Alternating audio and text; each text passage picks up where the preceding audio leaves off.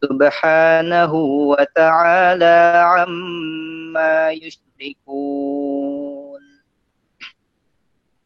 ظهر الفساد في البر والبحر بما كسبت أيدي الناس ليذيقهم بعض الذي عملوا لعلهم يرجعون.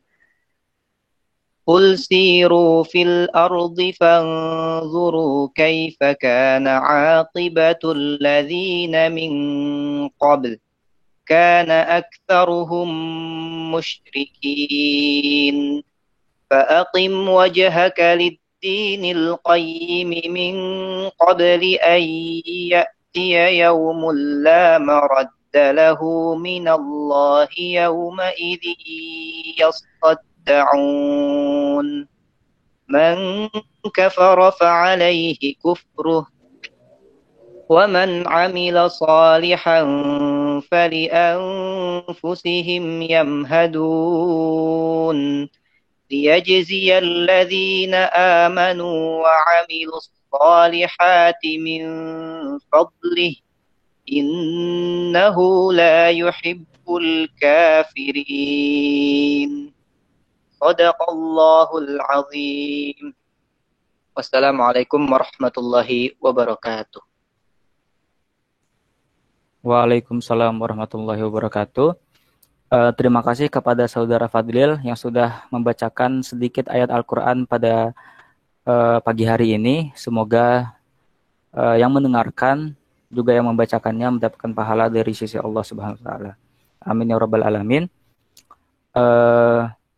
Baik, kawan-kawan sekalian, insya Allah webinar pada pagi hari ini akan segera kita mulai.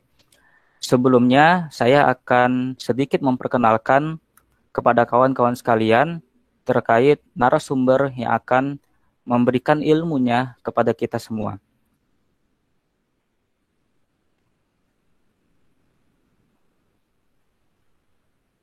Jadi, beliau adalah bernama Ustadz Khalifah Muhammad Ali. Sekarang tinggalnya di Greenview Residence di Bogor. Riwayat pendidikannya, beliau adalah sarjana kehutanan di Institut Pertanian Bogor tahun 2009, Master Ekonomi dan Keuangan Islam di Universitas Indonesia dengan predikat cum laude pada tahun 2013, dan sekarang sedang menjadi kandidat doktor di International Islamic University of Malaysia atau IIUM yang insya Allah diprediksi lulus tahun 2021. Berarti insya Allah tahun depan sudah bergelar doktor, Ustadz Khalifah Muhammad Ali. Beliau berhasil menghafalkan 10 juz dari Al-Quran dan masih banyak pencapaian-pencapaian lain yang sudah dicapai oleh Ustadz Khalifah Muhammad Ali. Pengalaman kerja, beliau sekarang menjadi dosen tetap pada Departemen Ekonomi Syariah, pemilik Strike Tour and Travel, ketua Yayasan Yasiru, founder dari Rumah Quran Yayasan Yasiru, founder dari Hutan Wakaf Cibunian, dan founder dari Komunitas Hutan Wakaf. Perlu teman-teman ketahui, webinar ini adalah program dari Komunitas Hutan Wakaf yang bekerja sama dengan Departemen Ilmu Ekonomi Syariah. Oke, itu sedikit perkenalan terkait narasumber yang akan memberikan ilmunya pada pagi hari ini kepada kawan-kawan sekalian. Tidak perlu berlama-lama lagi, kepada Ustadz Khalifah Muhammad Ali kami persilahkan.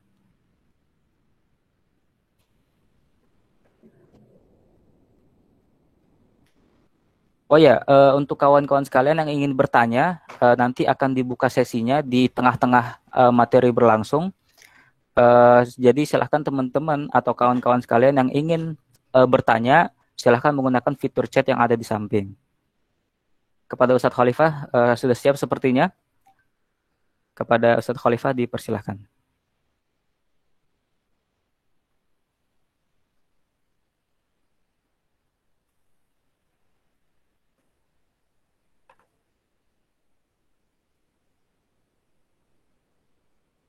Bismillahirrahmanirrahim. Assalamualaikum warahmatullahi wabarakatuh. Waalaikumsalam warahmatullahi wabarakatuh. Sebelumnya saya mau cek dulu apakah sudah tampil ininya, tayangannya. Ya, sudah tampil Ustaz. Alhamdulillah. Kalau suaranya jelas ya. Jelas Ustaz, alhamdulillah. Alhamdulillah. Baik, bismillahirrahmanirrahim. Assalamualaikum warahmatullahi wabarakatuh. Waalaikumsalam warahmatullahi wabarakatuh. Alhamdulillah wassalatu wassalamu ala Rasulillah wa ala alihi wa ashabihi wa man tabi'ahu hudah. Pertama-tama mari kita bersyukur kepada Allah Subhanahu wa taala karena atas nikmat dan karunia-Nya kita masih diberikan kesempatan oleh Allah Subhanahu wa taala untuk menunaikan berbagai macam amal soleh ya. Dan salah satunya yaitu belajar ya. Belajar merupakan sebuah amal soleh yang akan dinilai oleh Allah Subhanahu wa taala sebagai ibadah bila kita ikhlas ya. Oleh sebab itu, sayang sekali bila pada kesempatan kali ini kalau kita tidak mengikhlaskan niat untuk belajar ya, untuk belajar untuk kemudian bisa mengamalkan apa yang kita pelajari ya. Kemudian sholawat dan salam kita sampaikan ya, kita kirimkan kepada Rasulullah Shallallahu Alaihi Wasallam dan kepada para sahabat tabiin, atba'ut tabiin dan semua orang ya yang istiqomah di atas agama Islam sampai akhir zaman nanti insya Allah. Hadirin rahimakumullah, pada kesempatan yang berbahagia ini ya, manggilnya kawan ya, kawan-kawan ya, yang semoga dimuliakan oleh Allah Subhanahu wa taala. Pada kesempatan kali ini saya ingin sharing ya tentang hutan wakaf. Ini adalah webinar yang terdiri dari 4 sesi dan sesi pertama kebetulan diisi oleh saya sendiri.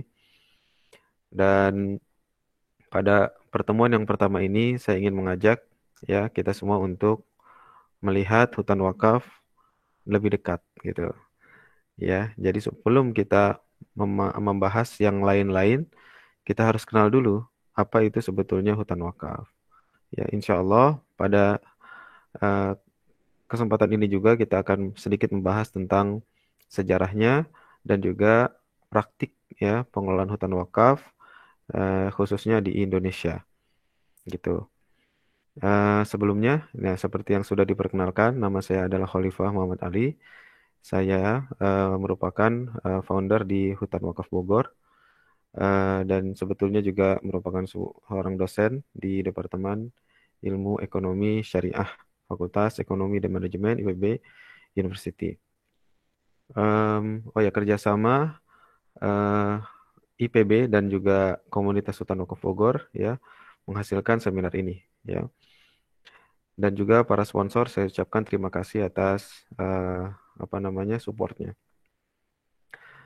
Baik, untuk memulai saya ingin membuka data bahwa memang problem di Indonesia bahkan juga di dunia ya adalah deforestasi. Deforestasi yang terus-menerus terjadi. Ya, kalau kita lihat data di sini, meskipun trennya menurun, ya, tapi tetap saja deforestasi ini terus terjadi. Ya, boleh jadi penurunan deforestasi ini karena memang hutannya sudah semakin sedikit, gitu. Ya, jadi perlu usaha-usaha ya untuk bisa kita kembali melestarikan hutan. Tentu banyak yang akan dilakukan ya oleh pemerintah, ya oleh swasta juga, termasuk oleh masyarakat gitu. Nah, dalam hal ini hutan wakaf bisa menjadi alternatif solusi. Saya tidak mengatakan satu-satunya solusi, tapi alternatif solusi, yaitu boleh jadi menjadi salah satu hal yang bisa kita upayakan, gitu. Apa sih hutan wakaf itu? Ya, langsung saja ke definisinya ya. Apa sih hutan wakaf ya? Hutan wakaf sebetulnya adalah berdasarkan penelitian saya ya. Ini mungkin peneliti lain bisa berbeda pendapat ya, atau orang lain bisa berbeda pendapat. Ini definisi yang coba saya ajukan begitu, usulkan bahwa hutan wakaf itu dibangun di atas tanah wakaf atau hutan yang dibangun di atas tanah wakaf. Artinya apa? Sebetulnya tidak jauh berbeda dengan wakaf yang lainnya seperti wakaf masjid ya, kemudian wakaf rumah sakit, wakaf kuburan ya. Hanya saja kalau di masjid di atas tanahnya itu dibangun masjid. Kalau rumah sakit di atas tanah wakaf itu dibangun rumah sakit. Kalau kuburan di atas tanah kuburan ya, atau di atas kuburan itu dibangun pemakaman gitu. Nah, dalam konteks hutan wakaf, maka sebetulnya pada hakikatnya adalah wakaf tanah ya. Tanah, tapi perbedaannya adalah wakif atau orang yang berwakaf itu mengamanahkan agar tanah tersebut dikelola sebagai hutan gitu. Jadi ketika berwakaf itu yang berwakaf namanya wakif. Kemudian ada pengelola wakaf namanya nazir ya. Nazir ya persisnya. Nah, kalau di zakat kan yang membayar zakat namanya muzaki. Yang mengelola zakat itu namanya eh, amil zakat gitu. Nah, dalam konteks hutan wakaf ini atau wakaf yang mewakafkan bernama nazir, bernama wakif, dan yang mengelola adalah nazir. Nah, wakif ketika ikrar ya, jadi ketika wakaf itu sebetulnya wakif itu bisa request ya. Nah, ini juga yang membedakan dengan zakat ya. Kalau zakat itu penyaluran zakat itu diserahkan kepada amil zakat. Bisa nanti amil zakat menyalurkan untuk orang miskin, bisa zakat itu disalurkan untuk apa namanya? Suaranya pelan. Suaranya masih pelan? Tes? Halo? Sudah cukup, Ustaz? Cukup ya? Mungkin Ya. mungkin kalau yang masih Nah, pelan, gini. mungkin terbalik ya tadi ya. Oke. Ya. Oke, terima kasih masukannya. Jadi untuk apa namanya zakat tadi, kalau orang bayar zakat, maka penyalurannya itu tergantung kepada amil zakat. Ya, amil zakat itu bisa menyalurkan zakatnya itu untuk berbagai macam kebutuhan sesuai dengan kondisi lingkungan sekitar itu. Misalnya amil zakat bisa menyalurkan untuk orang miskin, bisa untuk orang yang terlilit hutang atau untuk fisabilillah dan seterusnya. Tapi kalau wakaf, ya wakaf ini bisa wakifnya itu atau orang yang berwakafnya itu bisa request ya. Dan request ini dituangkan dalam ikrar wakaf ya. Ikrar wakaf itu ada pernyataan wakaf dari seorang wakif bahwa dia mewakafkan hartanya untuk kemudian dikelola sebagai apa gitu. Kalau dia tidak mau request juga nggak apa-apa. Misalnya silakan dikelola gimana nazir, tergantung pengelola wakafnya atau nazir, silakan. Boleh juga seperti itu. Nah, boleh juga dinyatakan bahwa misalnya dikelola sebagai kuburan, ya dikelola sebagai lembaga pendidikan atau tempat ibadah, ya. Nah, dalam hutan wakaf ini tentu request atau ikrar wakaf yang terjadi adalah wakif menyatakan bahwa hutan atau tanah yang diberikannya itu harus dikelola sebagai hutan. Bukan satu-satunya hutan ya, tapi utamanya sebagai hutan karena dalam praktiknya nanti agar bisa fleksibel, bisa dikombinasikan dengan kegiatan-kegiatan yang lainnya yang tidak bukan kehutanan tapi masih terkait dengan kehutanan. Misalnya dibangun di situ lembaga pendidikan masih bisa mengkombinasikan hutan wakaf dengan lembaga pendidikan dengan syarat hutannya itu tetap menjadi dominan begitu. Ya, jadi hutan wakaf itu tidak melulu harus dalam bentuk hutan seluruhnya 100% lahannya, tapi bisa dikombinasikan dengan misalnya pertanian, ya, dengan sistem agroforestry atau dengan peternakan dan seterusnya gitu. Tetapi tadi syaratnya adalah harus diutamakan ya sebagai hutan begitu. Itu kira-kira pengertian dari hutan wakaf ya. Nah, kemudian mengapa wakaf? Ya, wakaf ini merupakan sebuah ibadah yang sangat afdol, ya, sangat tinggi kedudukannya, yang menurut para ulama itu salah satu ibadah yang paling bisa mendekatkan kita kepada Allah Subhanahu wa taala. Ya, dalam ayat terkait wakaf di dalam Al-Qur'an, yaitu surat Al-Imran ayat 92, Allah Subhanahu wa taala berfirman, "A'udzubillahi minasyaitonirrajim. Lan tanalul birra hatta tunfiqu mimma tuhibbun." Ya, kamu ya tidak akan mendapat kebaikan, ya, tidak akan sampai kepada kebajikan yang sempurna sebelum kamu menafkahkan apa yang kamu cintai atau harta yang kamu cintai. Yang dimaksud dengan harta yang kamu cintai ini atau menafkahkan sebagian harta yang kamu cintai ini, kalau kita melihat tafsir seperti misalkan tafsir Ibnu Katsir, maka kita akan menemukan bahwa yang dimaksud menafkahkan di sini adalah berwakaf, ya. Kemudian keutamaan yang luar biasa juga disebutkan oleh Rasulullah SAW dalam sebuah hadis riwayat Muslim sahih, ya, yang diriwayatkan bahwa Rasulullah SAW bersabda, "Idza matal insan atau idza matal abdu in qata'a amaluhu illa min thalath." Ya, shadaqatin jariyah au ilmin yuntafa'u bihi au waladin shalihin yad'u lahu. Ya.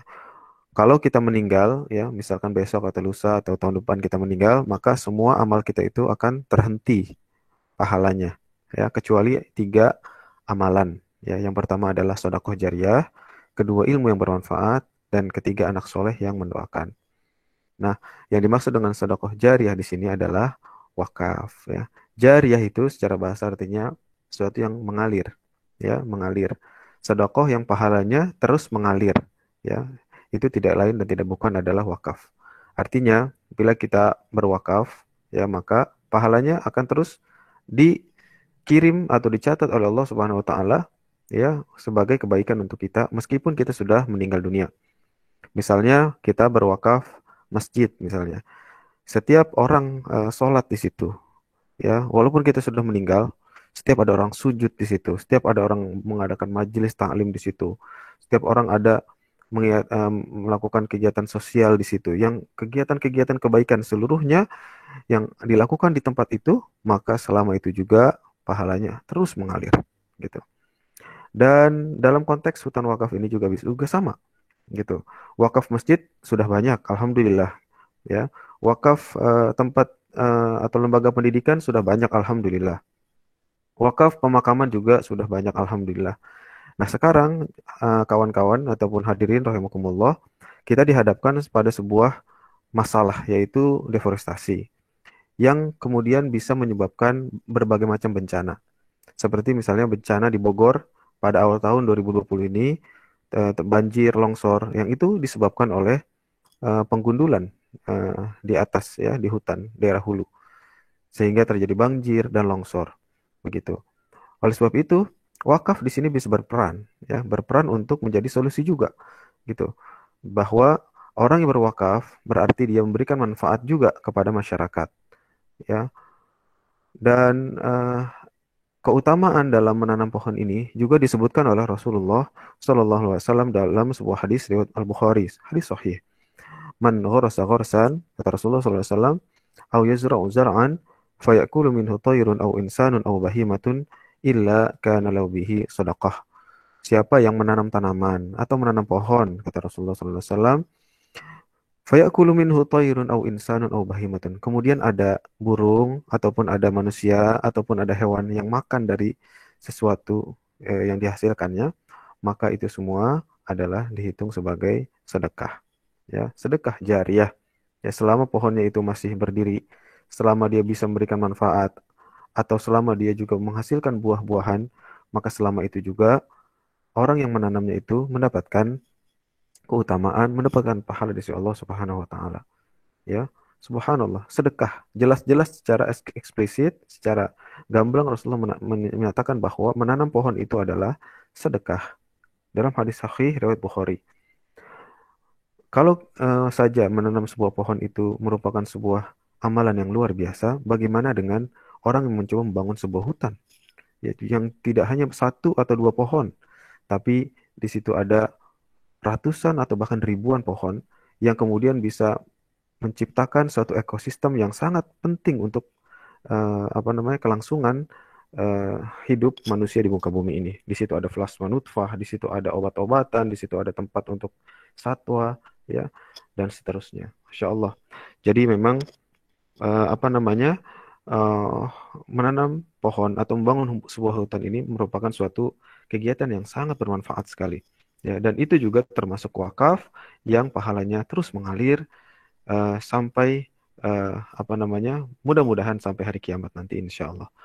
Kemudian selanjutnya hadirin rahimakumullah, eh, kenapa harus hutan wakaf ya? Pertama tadi alasan agama ya, bahwa hutan wakaf itu ya sangat tinggi ya kemuliaannya di sisi Allah Subhanahu wa taala. Sekarang dari perspektif undang-undang. Kita sudah punya undang-undang tentang wakaf ya. Yaitu Undang-Undang Nomor 41 Tahun 2004 ya. Undang-Undang 41 Tahun 2004 tentang wakaf, jadi khusus tentang wakaf.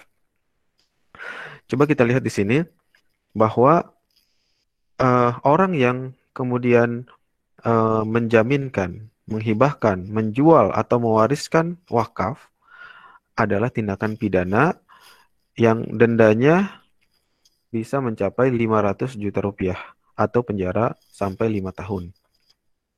Ini sanksi bagi orang yang mengalih kepemilikan wakaf. Ya, artinya apa? Wakaf itu ya tidak bisa dijual, tidak bisa dijaminkan, tidak bisa dihibahkan, tidak bisa juga diwariskan. Ya, hal ini ya menyebabkan aset wakaf itu dilindungi oleh negara berdasarkan undang-undang. Ya, oleh sebab itu ya, konsekuensinya wakaf ini akan menjadi suatu atau hutan wakaf menjadi lebih terjamin kelestariannya, begitu ya. Jadi di samping ada hukum negara ya, atau di samping ada hukum agama juga ada hukum negara gitu. Nah, hukum agamanya gimana? Hukum agamanya ya bahwa sebetulnya hukum negara ini berasal dari hukum agama. Kalau kita baca-baca kitab-kitab fikih ya, kitab-kitab fikih sebetulnya klausul atau pasal ini dalam Undang-Undang 41 ini tentang wakaf ini diambil dari ketentuan fikih. Ya. Cuma dikuatkan karena dalam negara kita kan eh, hukum-hukum fikih itu belum bisa menjadi sumber hukum ya yang mengikat kalau belum dijadikan regulasi gitu. Nah, sebetulnya ini diturunkan dari hukum-hukum fikih. Coba misalkan kita buka-buka hukum fikih kaitan dengan wakaf, maka kita akan menemukan misalnya dalam sebuah kitab Manhajus Salikin yang dikarang oleh uh, Muhammad Sa'di ya. Beliau mengatakan bahwa aset wakaf itu la yurath wa la yuhab wa la yuba. Ya, tidak boleh diwariskan, tidak boleh dihibahkan dan juga tidak boleh diperjualbelikan gitu. Dan barang siapa yang menjual ya mengalih kepemilikan aset wakaf, maka secara agama dia akan dihukum oleh Allah Subhanahu wa taala, diancam dengan azab yang sangat pedih di akhirat. Ya, az-zulmu dzulumatun yaumal qiyamah kata Rasulullah SAW.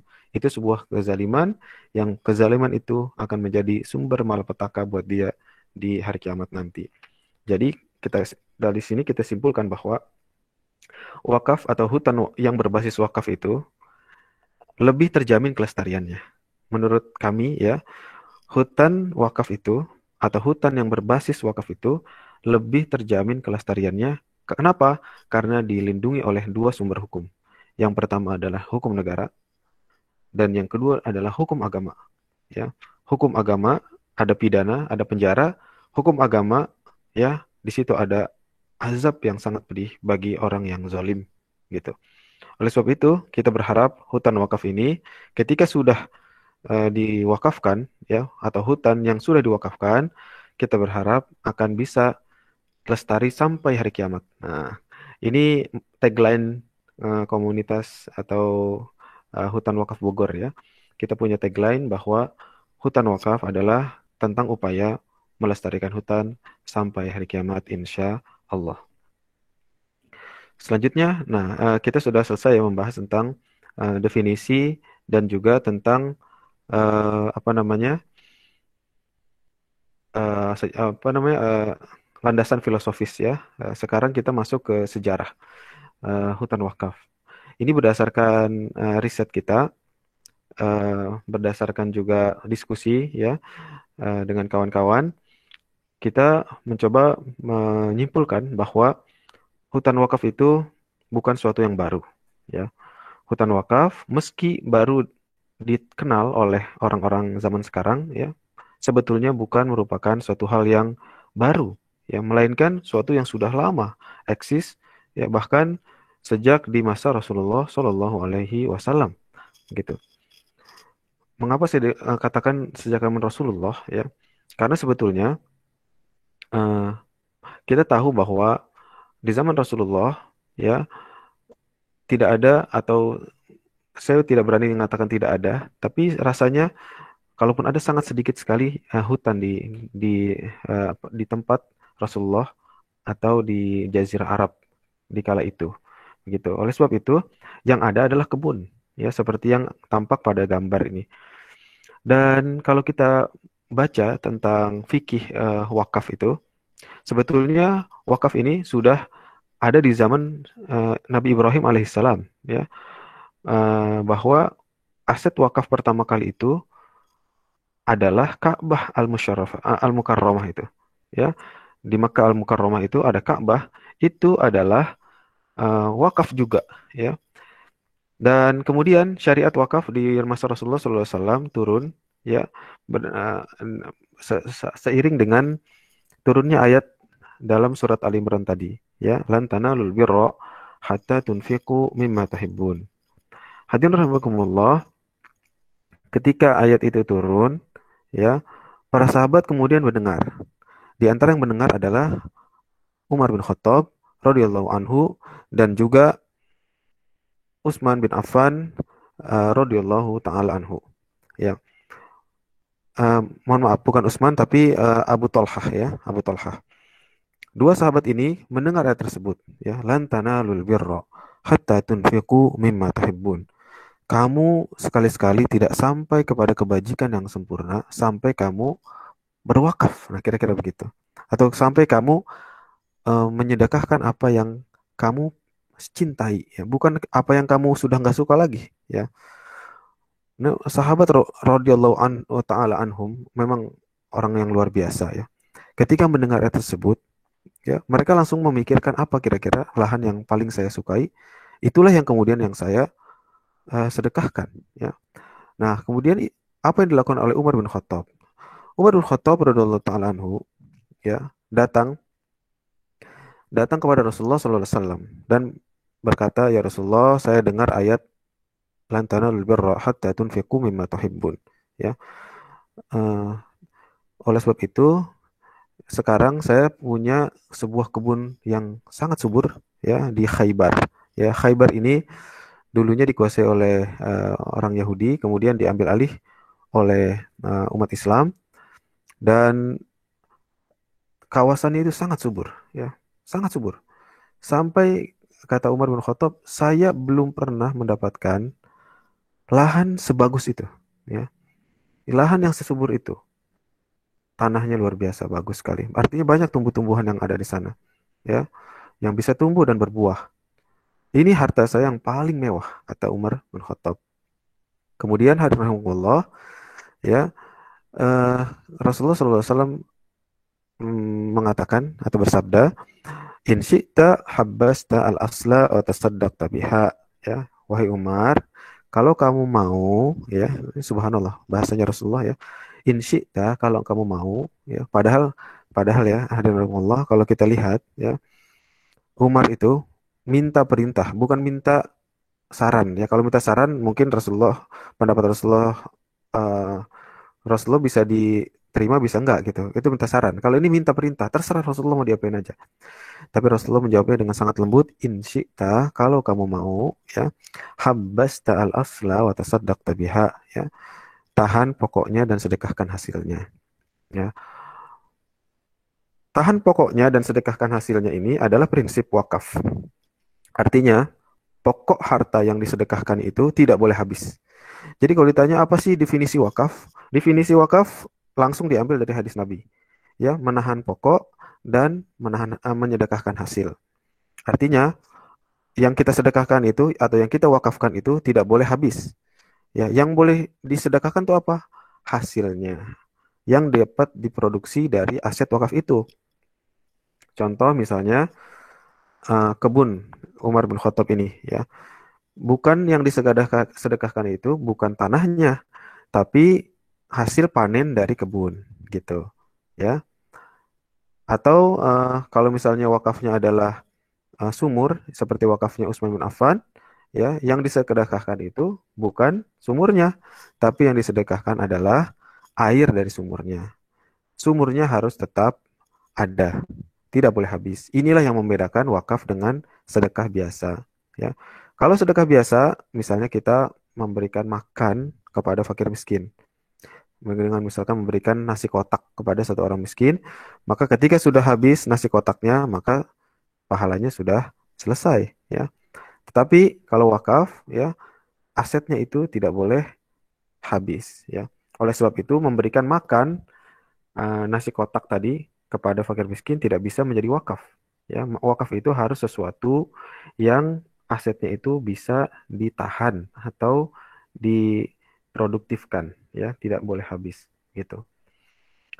Nah, inilah kemudian yang menjadi justifikasi kami kaitan dengan hutan wakaf di masa Rasulullah. Mungkin kalau disebut hutan wakaf kurang tepat karena memang belum berupa hutan gitu ya, tapi kebun. Tapi paling tidak, ya, paling tidak di zaman Rasulullah ternyata wakaf pertama itu, ya, wakaf pertama di zaman Rasulullah adalah wakaf kebun yang sebetulnya mirip-mirip dengan hutan gitu.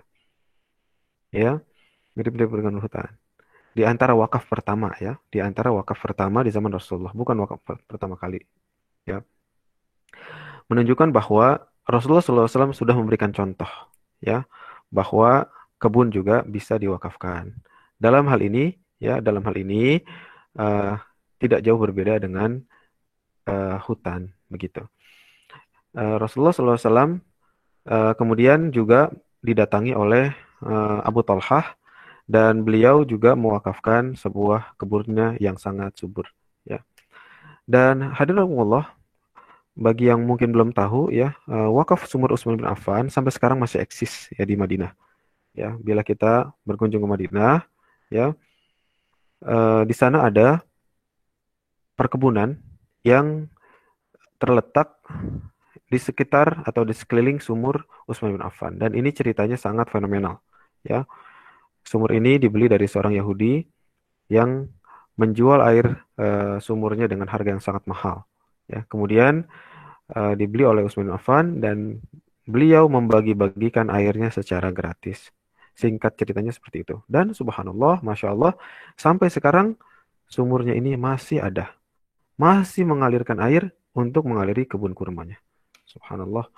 Bahkan hasil panennya itu tidak hanya disedekahkan kepada fakir miskin, tapi juga diinvestasikan untuk dibangun hotel, ya, atas nama Utsman bin Affan. Rekening atas nama Utsman bin Affan. Jadi rekening dari hasil penjualan, ya, hasil produktifkan aset wakaf ini disimpan atas nama Utsman bin Affan. Subhanallah, orangnya sudah meninggal hampir 15 abad yang lalu, tapi ternyata punya rekening bank atas nama beliau, ya, subhanallah. Nah, kemudian kita masuk ke yang kedua, itu di masa Rasulullah. Di masa kedua atau di bagian kedua itu di masa Khilafah Utsmaniyah atau Ottoman Empire, ya. Kalau kita buka berbagai literatur, ya, khususnya yang diterbitkan di Turki, ini saya ambil di sini ada sumbernya. Ini merupakan sebuah disertasi, ya, di Sabancı University di Turki. Ternyata di sini terdapat data bahwa di antara jenis hutan itu ada jenis hutan wakaf, gitu.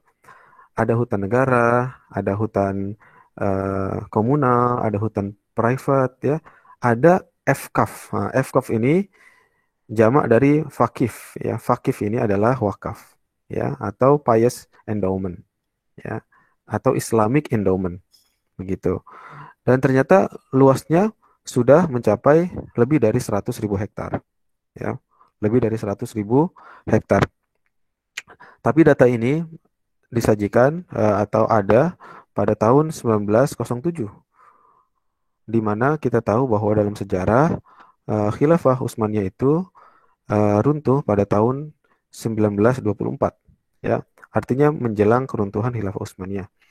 Saya yakin boleh jadi, ya, boleh jadi hutan wakaf mungkin lebih besar di masa-masa yang lebih lampau lagi. Ya, tapi sejauh ini kami baru mendapatkan data eh, yang ini begitu. Tapi 100.000 hektar juga merupakan sebuah wakaf hutan yang sudah sangat luas, luar biasa gitu. Kemudian hadirin, sekarang kita masuk ke hutan wakaf di masa kini, ya. Di sini saya mencoba mencari hutan wakaf, ya. Sebetulnya saya di sini bukan hanya sebagai apa namanya, atau di sini saya kapasitasnya bukan lebih sebagai pengelola hutan wakaf, ya, bukan sebagai dosen, ya. Memang saya dosen di uh, Fakultas Ekonomi Manajemen di Departemen Ilmu Ekonomi Syariah, tapi di sini saya sebagai pengelola juga hutan wakaf gitu. Nah, hutan wakaf, ya, yang kami temukan pada saat ini boleh jadi baru ada di Indonesia, ya, boleh jadi, ya. Karena kami mencoba mencari di seluruh dunia, mungkin nanti kalau ada yang ketemu bisa di-sharing kepada kita, ya. Boleh jadi cuman di Indonesia yang ada sekarang gitu. Atau paling tidak yang tercatat gitu, ya. Atau paling tidak yang ada di jurnal-jurnal ilmiah gitu. Baru ada 3 di Indonesia juga, ya, yang tercatat begitu, yaitu yang pertama di Aceh, ya, pada tahun 2012, ya, mereka membangun hutan wakaf, ya. Kemudian di Bandung juga ada pada tahun 2017 ini. Kemudian yang ketiga ini yang saya kelola sendiri di Kabupaten Bogor, ya. Bagaimana sih pengelolaannya? Nah, ini yang ingin saya sharing begitu. Nah, jadi kita memiliki 3 lokasi, ya, 3 lokasi hutan wakaf yang terpencar begitu, walaupun tidak terlalu jauh, ya. Karena dalam membebaskan apa namanya lahan itu tidak bisa atau agak sulit kalau kita membebaskan lahan dalam sebuah lahan yang kompak gitu. Yang kompak itu dalam arti lahannya itu nyambung semua gitu.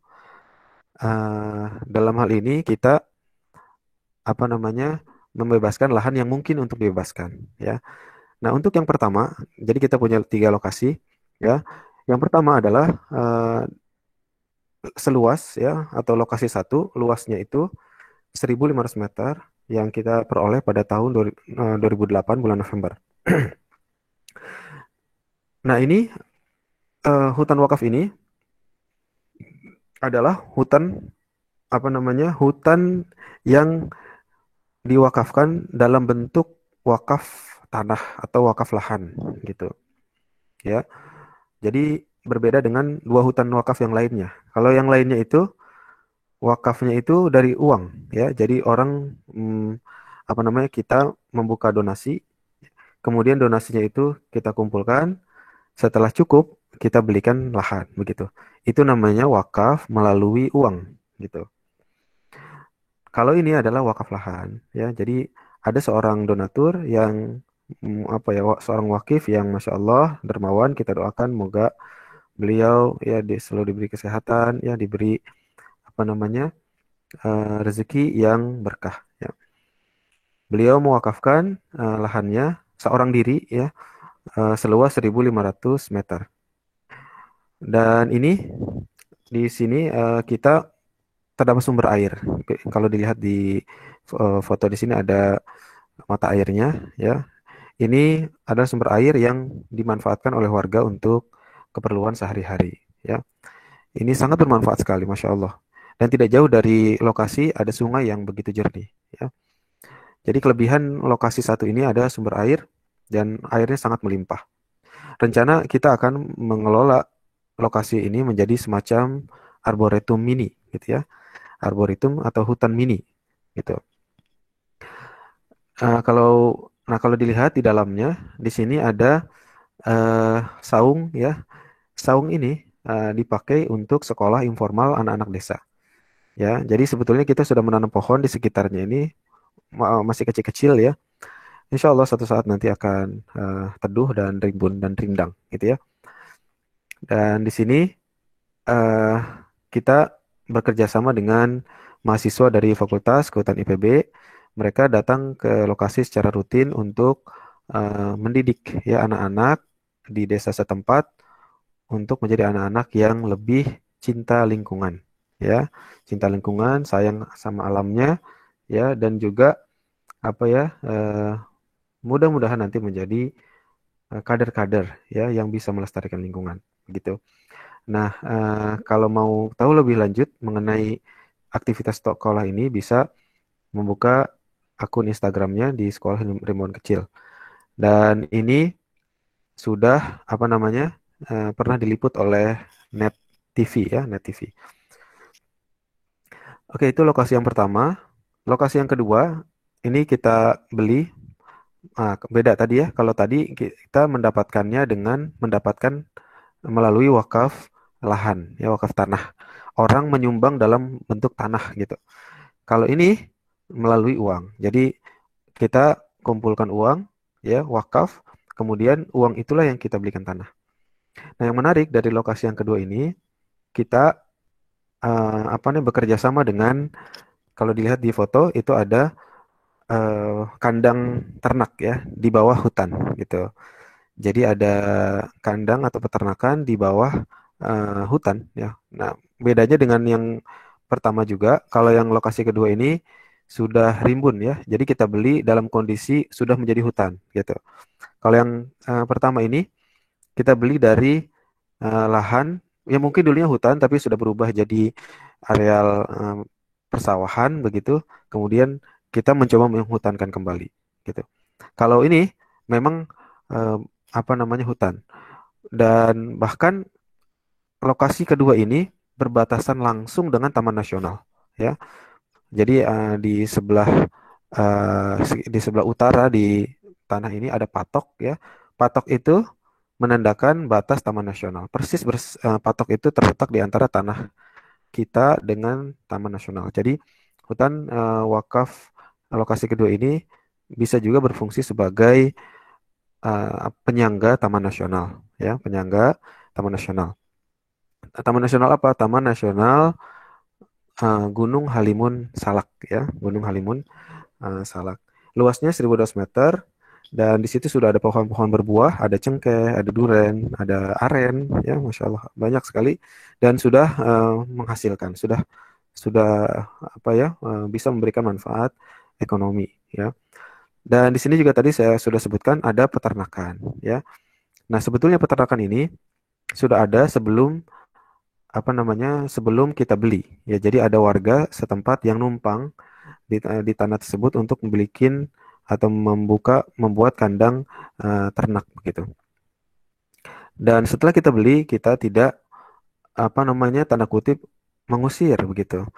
Justru kita ingin memberdayakan masyarakat ya, karena masyarakat setempat itu punya keahlian atau keterampilan dalam beternak gitu. Hampir, bukan semua ya, tapi hampir atau mayoritas masyarakat atau warga di situ memiliki ternak begitu. Domba khususnya atau kambing. Oleh sebab itu, nah ini berhubung juga akan apa namanya, momentum dalam Idul Kurban ini, kita juga membuka open donasi ya, untuk yang mau berkurban ya. eh, kita akan membeli ya apa namanya, hewan itu dari peternak yang ada di dalam ataupun di sekitar hutan wakaf gitu. Nah, jadi dari sini kita bisa lihat bahwa hutan wakaf itu tidak melulu soal hutan ya, tidak melulu soal hutan ya, tapi juga kita bisa kombinasikan dengan yang lainnya. Contohnya di sini dengan peternakan gitu. Dan ini bisa menjadi suatu hal yang terintegrasi. Misalnya gimana? Misalnya ya, dalam membutuhkan pakan ya, hewan-hewan ternak itu kan butuh pakan ya. Misalnya rumput. Nah, rumput ini bisa ditanam di kawasan hutan ya. Kemudian nanti kotoran hewannya itu bisa dipakai atau digunakan untuk menyuburkan kembali tanah hutan untuk bisa semakin subur lagi. Jadi ada siklus yang saling menguntungkan begitu. Baik, itu yang kedua. Dan yang ketiga, ini kemarin kita mencoba untuk fundraising lebih lebih luas ya pada di bulan Ramadan. Alhamdulillah kita berhasil mengumpulkan dana 50 juta. Ini sebetulnya sekarang sudah update, sudah lebih dari 50 juta. Sudah kalau tidak salah mendekati 60 juta begitu. Alhamdulillah, dan sampai sekarang sebetulnya bila ada orang yang ingin berdonasi untuk perluasan hutan wakaf tahap selanjutnya. Tahap keempat ya, kita lagi mengumpulkan juga untuk tahap keempat, masih dipersilahkan, terbuka terus begitu. Alhamdulillah dari uang ini kita bisa melakukan perluasan hutan wakaf tahap ketiga. Ya, tahap ketiga. Nah, ini dia. Ini baru pekan kemarin kita beli, alhamdulillah ya. Dan kita mendapatkan tanah yang cukup luas nih. Kalau tadi luasnya baru 1.500 meter, kemudian 1.200 meter ya. Kalau yang sekarang kita beli seluas 3.800 ya, bahkan lebih dari lebih luas dari dua hutan wakaf yang yang sebelumnya begitu. Ini kalau kita lihat view-nya sangat luar biasa ya, menghadap langsung ke Taman Nasional, ke Gunung Salak gitu. Memang lokasinya agak miring. Justru dengan kemiringan ini cocok untuk ditanami pohon-pohon agar tidak longsor. Ini juga menunjukkan bahwa hutan wakaf memiliki manfaat ekologi selain juga manfaat ekonomi dan juga manfaat sosial. Manfaat sosial itu apa? Manfaat tadi yang sudah disebutkan sebagai sekolah ya, sekolah alam gitu. Manfaat ekonomi apa? Manfaat ekonomi dari buah-buahannya ya, dari peternakannya dan dari yang lain-lainnya juga. Kemudian manfaat ekologi seperti ini ya, bisa mencegah longsor, menjaga sumber air dan seterusnya. Begitu. Ini alhamdulillah ya kita sudah beli dan sekarang kita sedang tahap pengurusan legalitasnya sampai kita upayakan bisa mendapatkan sertifikat wakaf. Nah, kalau sebuah hutan wakaf itu sudah keluar sertifikat hutan wakafnya atau sertifikat wakafnya atau akta ikrar wakafnya, maka statusnya itu sudah kuat di dalam kacamata hukum negara, sehingga tadi setiap ada orang yang mencoba untuk menjualnya ya secara ilegal tentunya, maka dia akan dikenai sanksi pidana oleh penegak hukum yang berwenang begitu. Mohon doanya ya, kita insya Allah akan terus memperluas hutan wakaf ini dan juga tidak hanya memperluas tapi juga memproduktifkannya.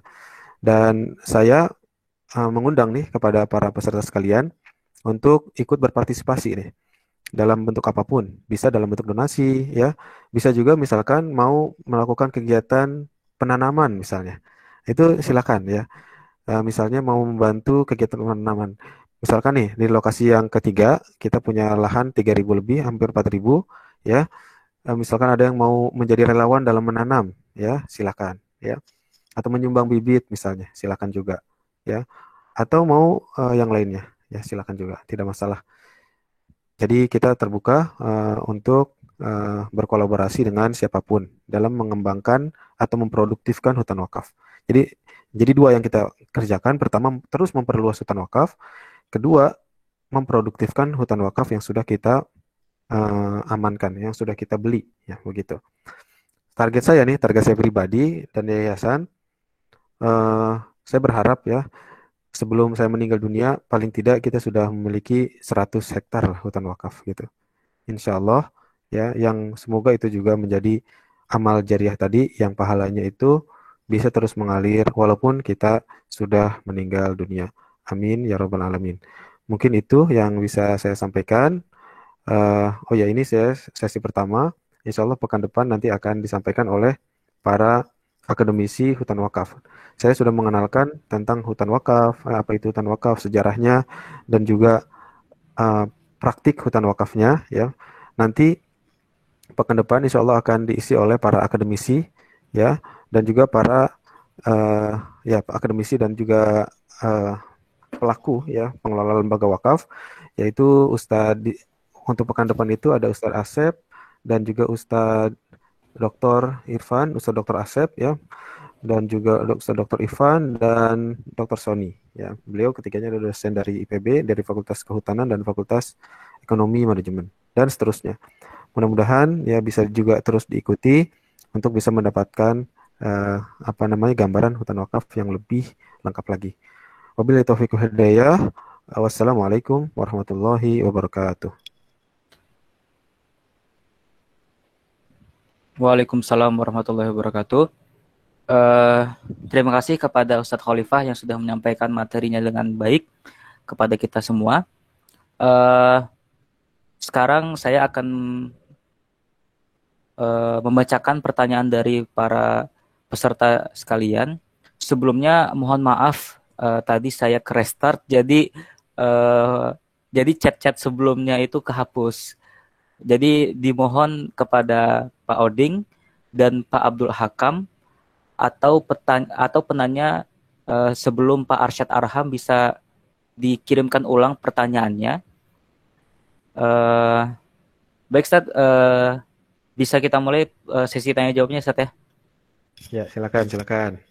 Oke, jadi pertanyaan pertama, bagaimana status hak milik hutan wakaf secara hukum, Ustaz? Oke, status kepemilikan hutan wakaf itu, kalau dalam perspektif agama ya, perspektif agama Islam, kepemilikan wakaf itu bukan hanya hutan wakaf ya, tapi juga wakaf yang lainnya seperti wakaf masjid, wakaf sekolah, wakaf pesantren, wakaf rumah sakit, wakaf kuburan.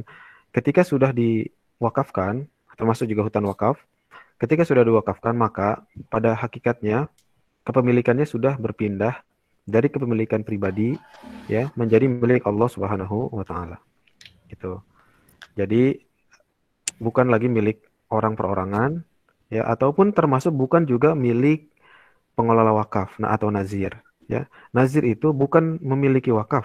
Ingat ya, ketika misalkan saya mengatakan saya telah membeli tanah untuk hutan wakaf, bukan berarti tanahnya itu milik saya, apalagi atau milik lembaga saya, ya. Tetapi saya hanya mewakilkan, ya, mengelola. Bila saya misalkan pada suatu waktu tidak amanah, maka dalam aturan agama ataupun juga dalam regulasi yang berlaku, nazir itu bisa diganti, ya, bisa diganti. Wakif itu berhak untuk komplain, ya, mengajukan penggantian nazir bila mana memang nazir tidak amanah atau apalagi nazirnya itu istilahnya melakukan tindakan-tindakan yang tidak baik gitu. Jadi statusnya punya siapa? Punya Allah Subhanahu wa taala. Jadi tidak ada lagi yang bisa mengubah status kepemilikannya ya menjadi kepemilikan pribadi. Oleh sebab itulah kenapa hutan wakaf itu tidak boleh dijual, ya tidak boleh diwariskan. Bahkan diwariskan pun tidak boleh. Ya misalkan yang wakaf nih sudah mewakafkan. Kemudian tidak lama beliau meninggal misalnya.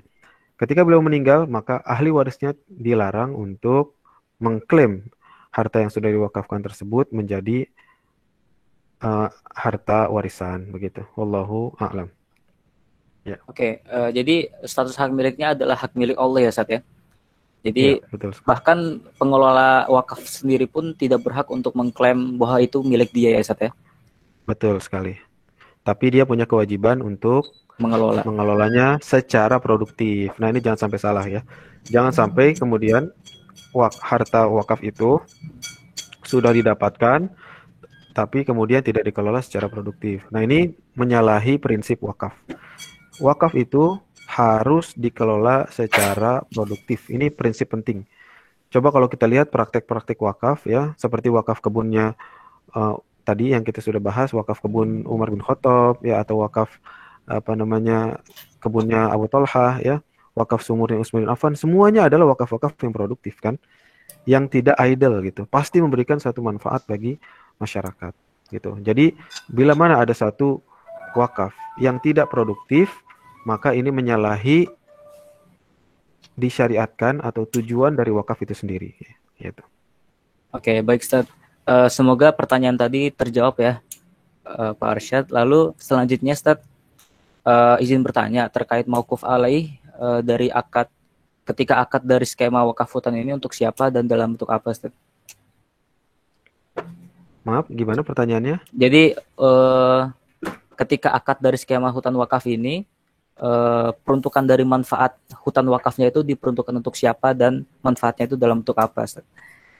Oh ya, manfaatnya itu sebagaimana sudah saya jelaskan tadi, ada manfaat kalau dari hutan wakaf ya, ada manfaat ekonomi ya, ada juga manfaat sosial, tapi ada juga manfaat yang unik nih. Apa? Manfaat ekologi. Nah, ini yang mungkin tidak ada dalam dalam wakaf-wakaf yang lainnya gitu. Kalau manfaat sosial di situ sekolah juga manfaat sosial.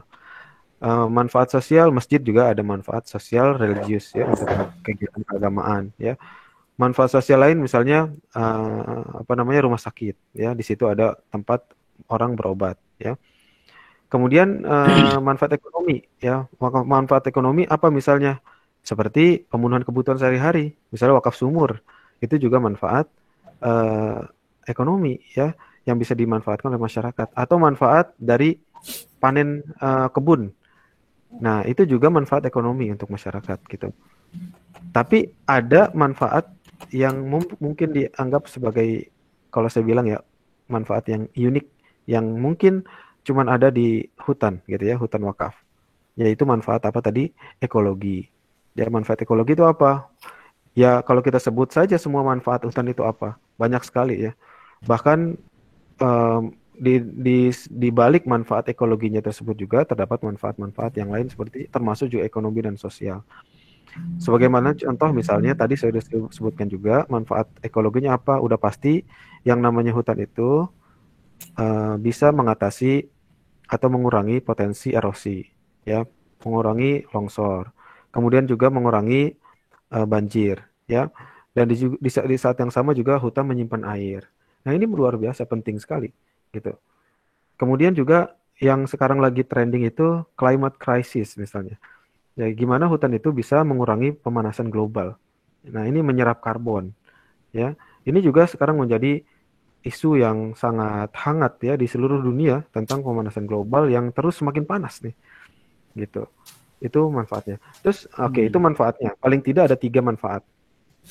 Nah, kemudian penerima manfaatnya siapa? Ya, penerima manfaatnya itu luas sekali kalau hutan ya. Kalau misalkan rumah sakit mungkin hanya untuk orang yang sakit gitu.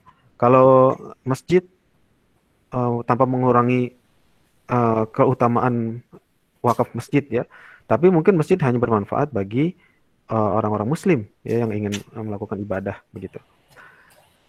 Tapi wakaf masjid juga sangat utama gitu ya.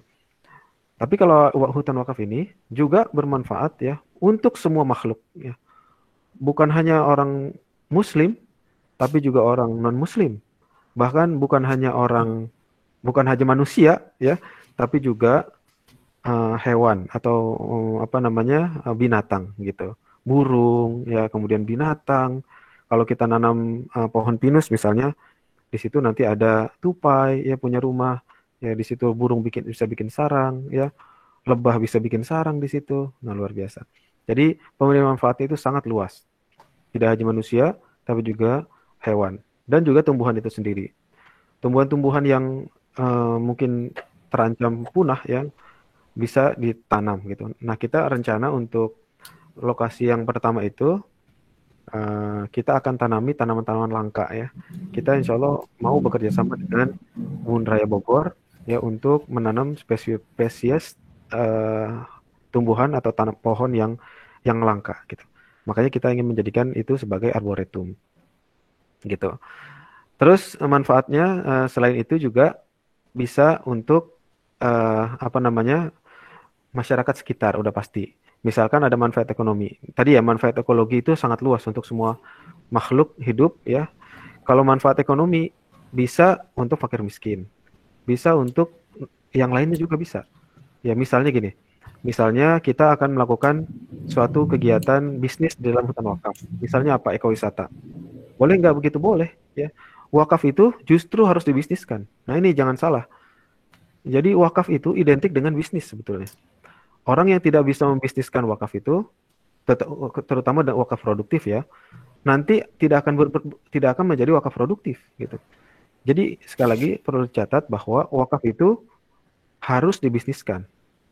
Ya, kalau perlu masjid juga bisa dibisniskan, boleh nggak? Bisa. Bisnis dalam arti non profit ya, bisnis sosial ya, bisnis tapi orientasinya sosial gitu. Beda. Bukan bisnis yang orientasinya profit oriented, tapi bisnis yang non profit.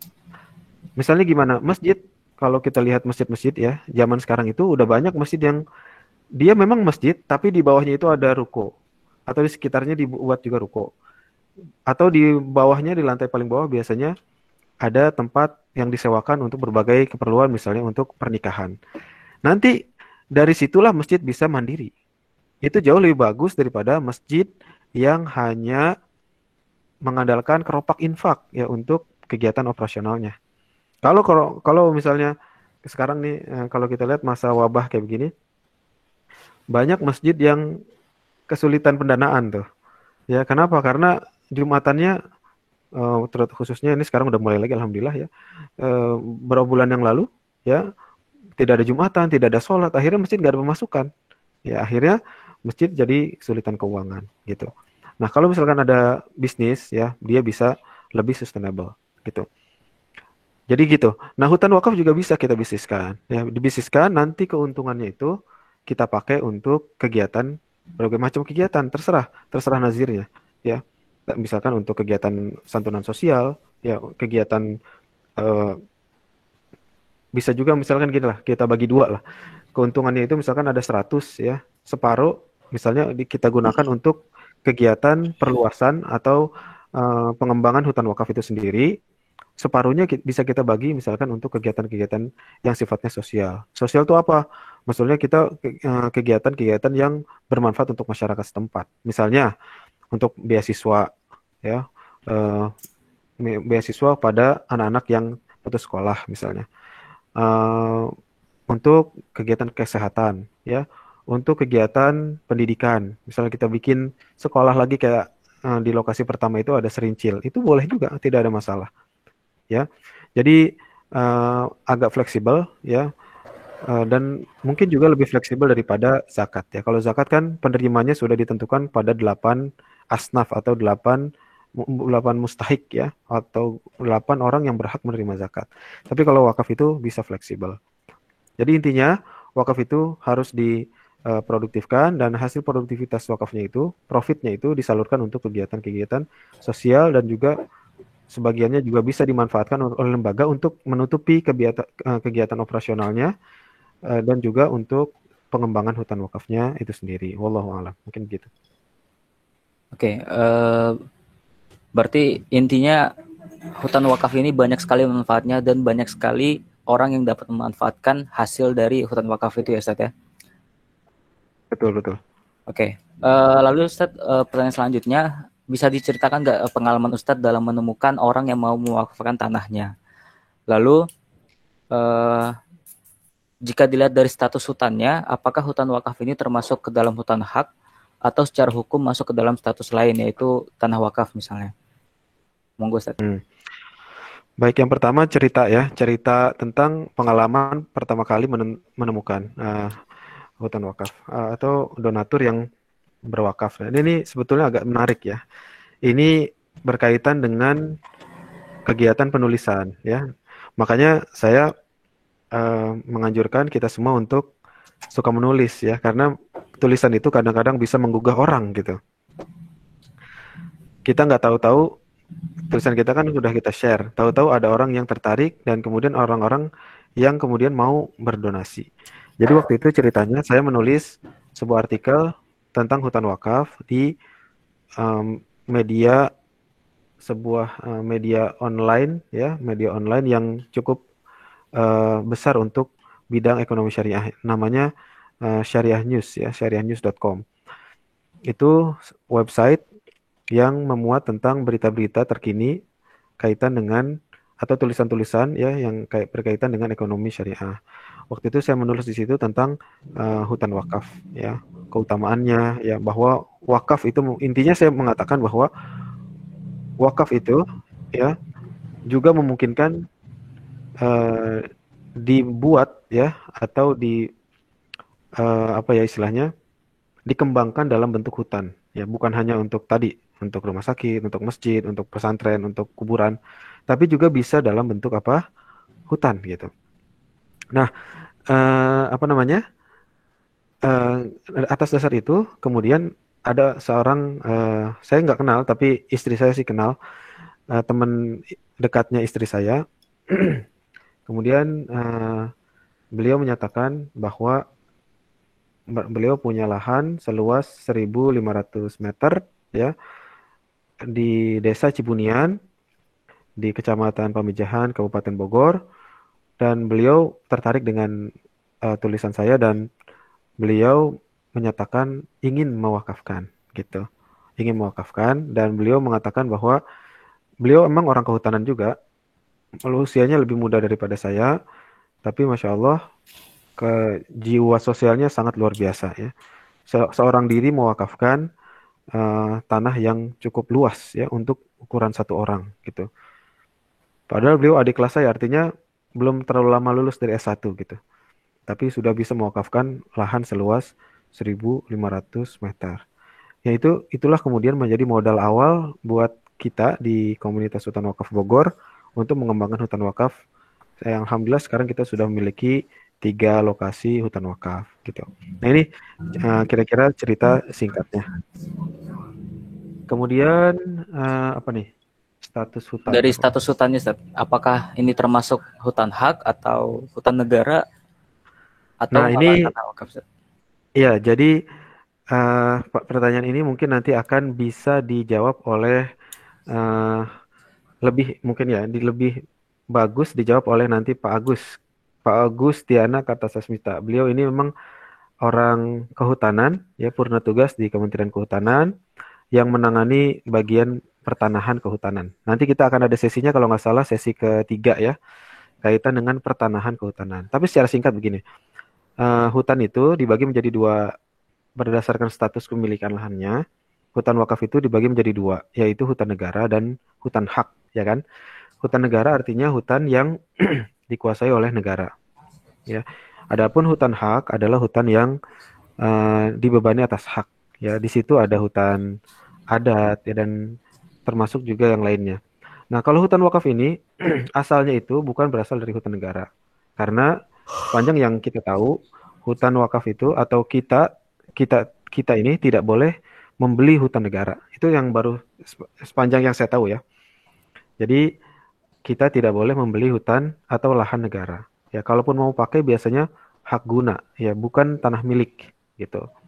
Oleh sebab itu, hutan wakaf itu dibangun di atas tanah adat, ya tanah adat. Jadi seperti kita membeli tanah seperti biasa, ya kita beli tanah orang, ya kita beli tanah punya masyarakat. Kemudian itulah yang kita konversi statusnya dari kepemilikan milik adat atau milik pribadi menjadi milik wakaf atau milik Allah Subhanahu wa taala. Begitu. Jadi kalau disebut hutan hutan masuknya hutan apa? Boleh jadi mungkin termasuk dalam hutan hak ya, tapi haknya itu adalah hak yang tadinya milik pribadi, tapi kemudian dikonversi menjadi hutan hutan wakaf gitu. Kemarin kita ada sebuah episode yang mungkin penting untuk diceritakan juga. Kita ketika membeli hutan, ini saya nih dan tim rencana mau nulis jurnal kaitan dengan ini atau penelitian kaitan ini, yaitu kaitan dengan bagaimana cara menentukan lokasi terbaik untuk hutan wakaf ya. Dan di antara satu kriteria yang sangat penting adalah bahwa jangan sampai lahan yang kita beli itu masuk dalam hutan negara atau kawasan hutan negara.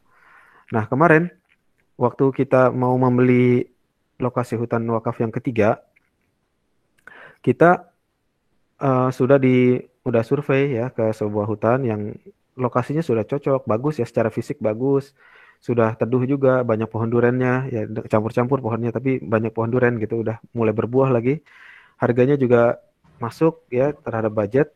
kemudian ada sungai, pokoknya bagus sekali, view-nya juga sangat indah, Masya Allah. Tapi ternyata setelah kita cek lokasinya itu masuk dalam hutan atau taman nasional, ya artinya dalam penguasaan hutan negara.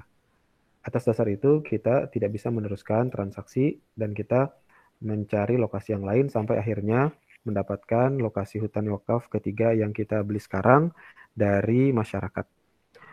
Nah, mungkin bagi para pengembang hutan wakaf yang ingin mengembangkan hutan wakaf juga jangan sampai salah beli nih ya.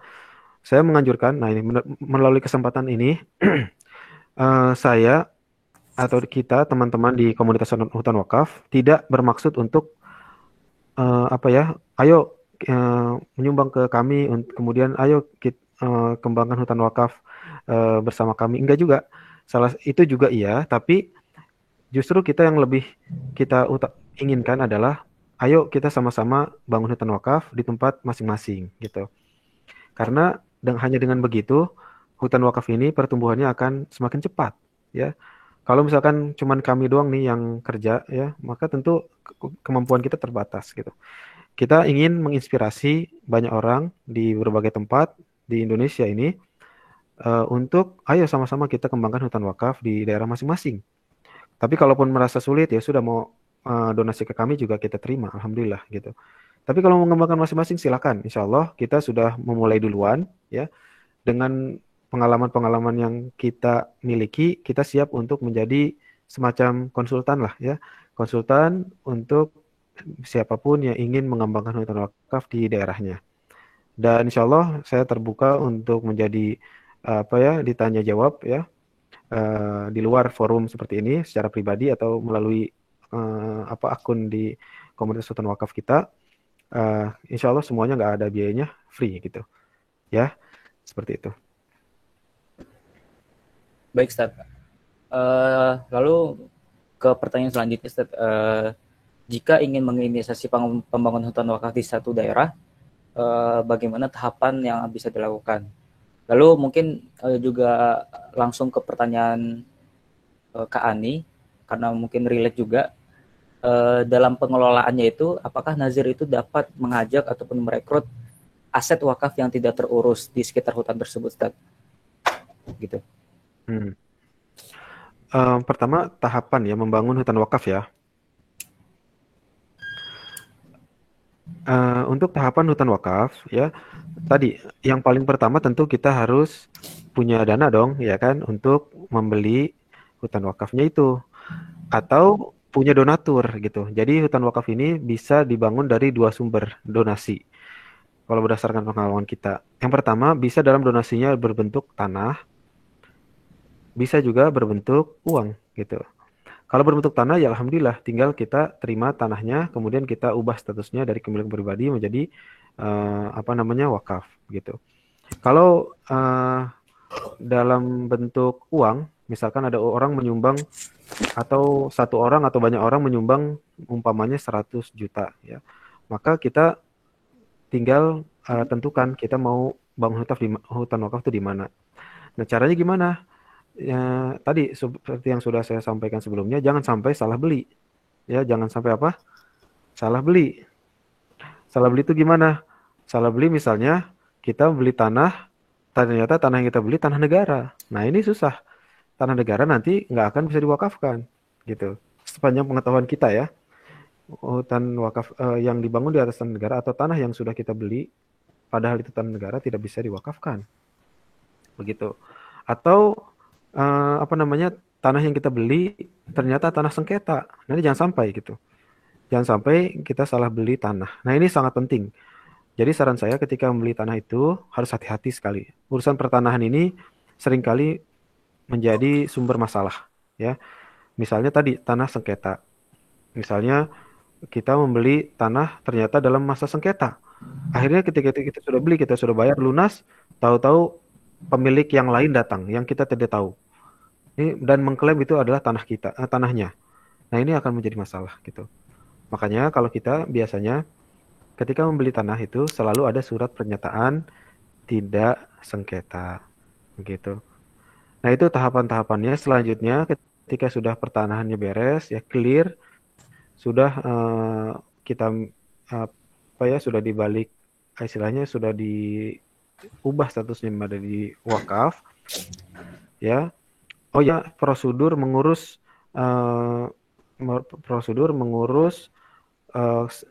konversi tanah adat menjadi tanah hutan wakaf. Ini ada prosedurnya, mungkin nanti akan dijelaskan oleh pembicara yang selanjutnya. Nah, selanjutnya ketika itu semua sudah beres, urusan legalnya sudah beres, urusan fisiknya udah beres, tinggal kita bagaimana mengelola hutan wakafnya. Ya, ini pengelolaannya itu tentunya bisa sinergi dengan pihak-pihak terkait. Nah, ini jangan lupa nih, karena kemampuan kita itu terbatas, ya. Kalau pengalaman kita, ya, kita bersinergi dengan pemberdaya masyarakat setempat. Kebetulan di hutan wakaf kita ada semacam komunitas pemberdaya masyarakat gitu, yang juga merupakan program dari sebuah lembaga amil zakat nasional besar yang ada di Indonesia ini. Kemudian mereka punya program di situ dan kita akan insya Allah akan bersinergi gitu, ya. Itu contohnya. Jadi jangan lupa melibatkan masyarakat lokal untuk mengembangkan atau memproduktifkan hutan wakafnya. Seperti juga kita memberdayakan masyarakat peternak, ya. Termasuk yang kerja nanti juga melibatkan masyarakat di situ, ya, untuk menggarap, ya. Jadi segala hal bisa kita lakukan, ya, bebas berkreasi. Yang penting ujungnya adalah wakaf hutan itu harus produktif, ya. Saya menyarankan jangan hanya memproduktif dari segi ekologi, ya, semuanya pohon gitu ya, jangan juga. Tapi juga harus ada manfaat ekonomi, ya. Harus juga ada manfaat sosial gitu. Manfaat ekonomi itu gimana? Nah, dalam pemilihan pohon juga jangan asal gitu. Misalkan semua pohon tidak berbuah, jangan juga gitu. Harus ada pohon-pohon yang berbuah. Mengapa begitu? Karena Rasulullah SAW, ya, menganjurkan kita untuk menanam pohon yang berbuah juga. Coba perhatikan, ya, hadis yang saya bacakan tadi di awal, ya. Man gharasa gharsan aw yazra'u zar'an fa yakulu minhu tayrun aw insanun aw bahimatun illa kana lahu bihi shadaqah. Siapa yang menanam tanaman atau pohon, ya. Kemudian fayakulu minhu tayrun aw insanun aw bahimatun. Kemudian ada burung ataupun hewan atau manusia yang makan darinya. Artinya apa? Berarti kan dia produktif kan? Tanamannya itu berbuah atau ada sesuatu yang bisa dimakan gitu. Menunjukkan bahwa ketika kita menanam pohon, jangan lupa untuk memprioritaskan juga tanaman-tanaman yang bisa dikonsumsi sebagai sumber pangan untuk mendukung program ketahanan pangan gitu, ya. Oleh sebab itu silakan, ya, diproduktifkan dengan cara apapun, silakan, itu bebas, ya. Tentunya disesuaikan dengan potensi yang ada di sekitar hutan wakaf itu. Wallahu a'lam. Oke, baik Ustaz.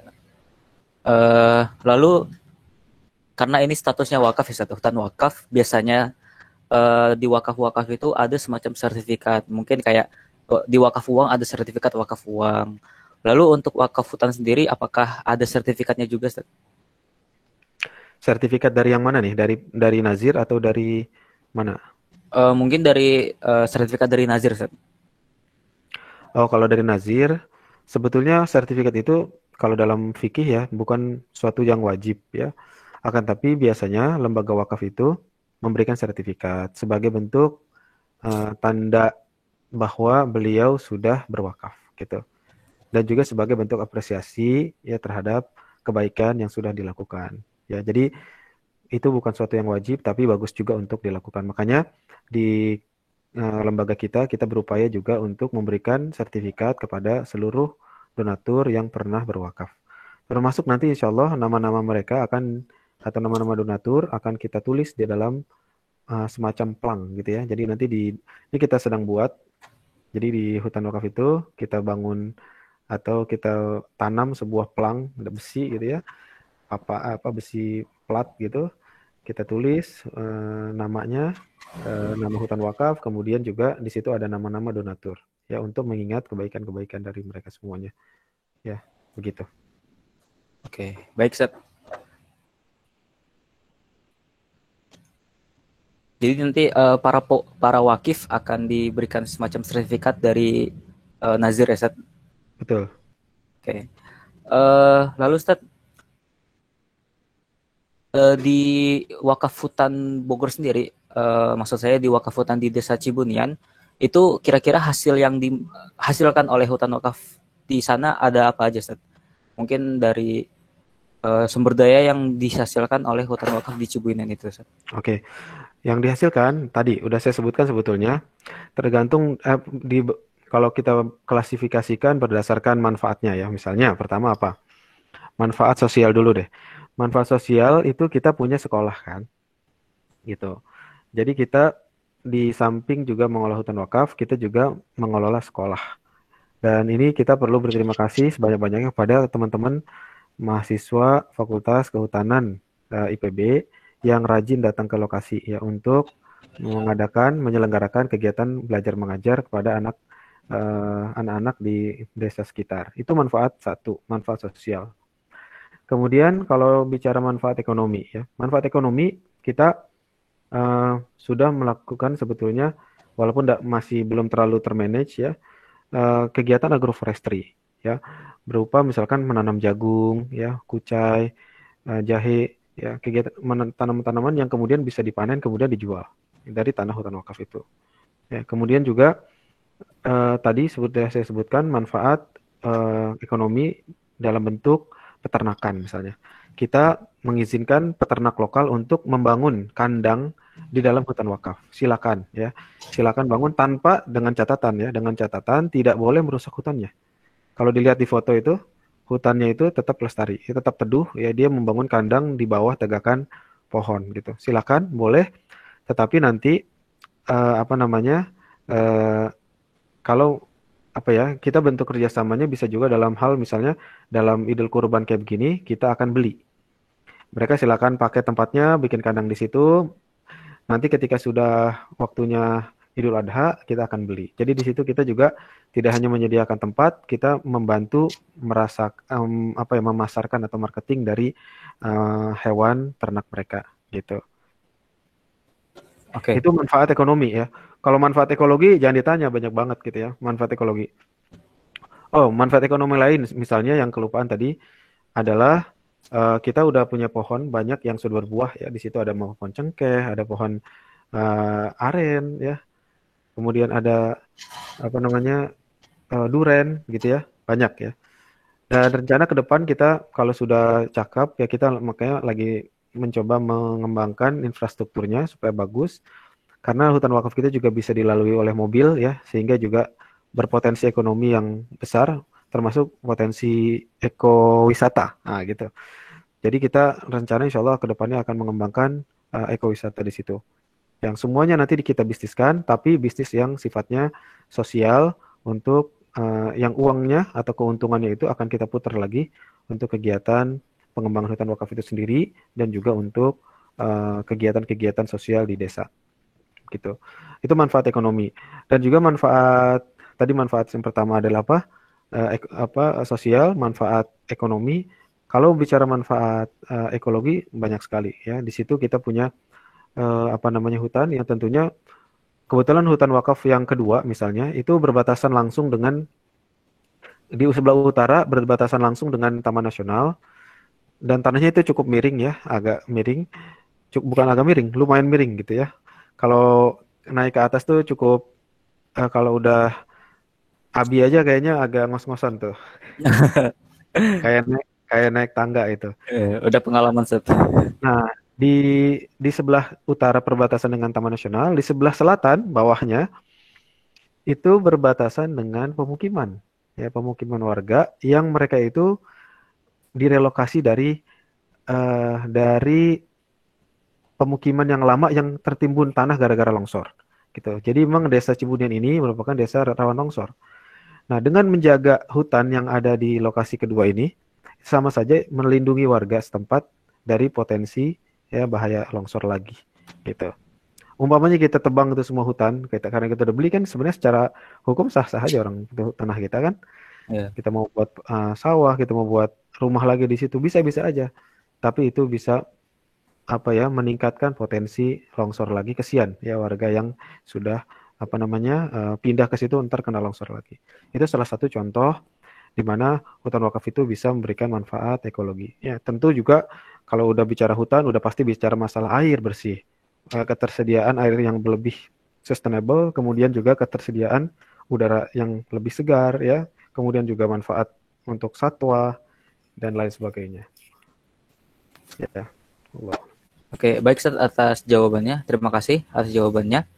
Lalu pertanyaan selanjutnya seperti ini, Ustaz.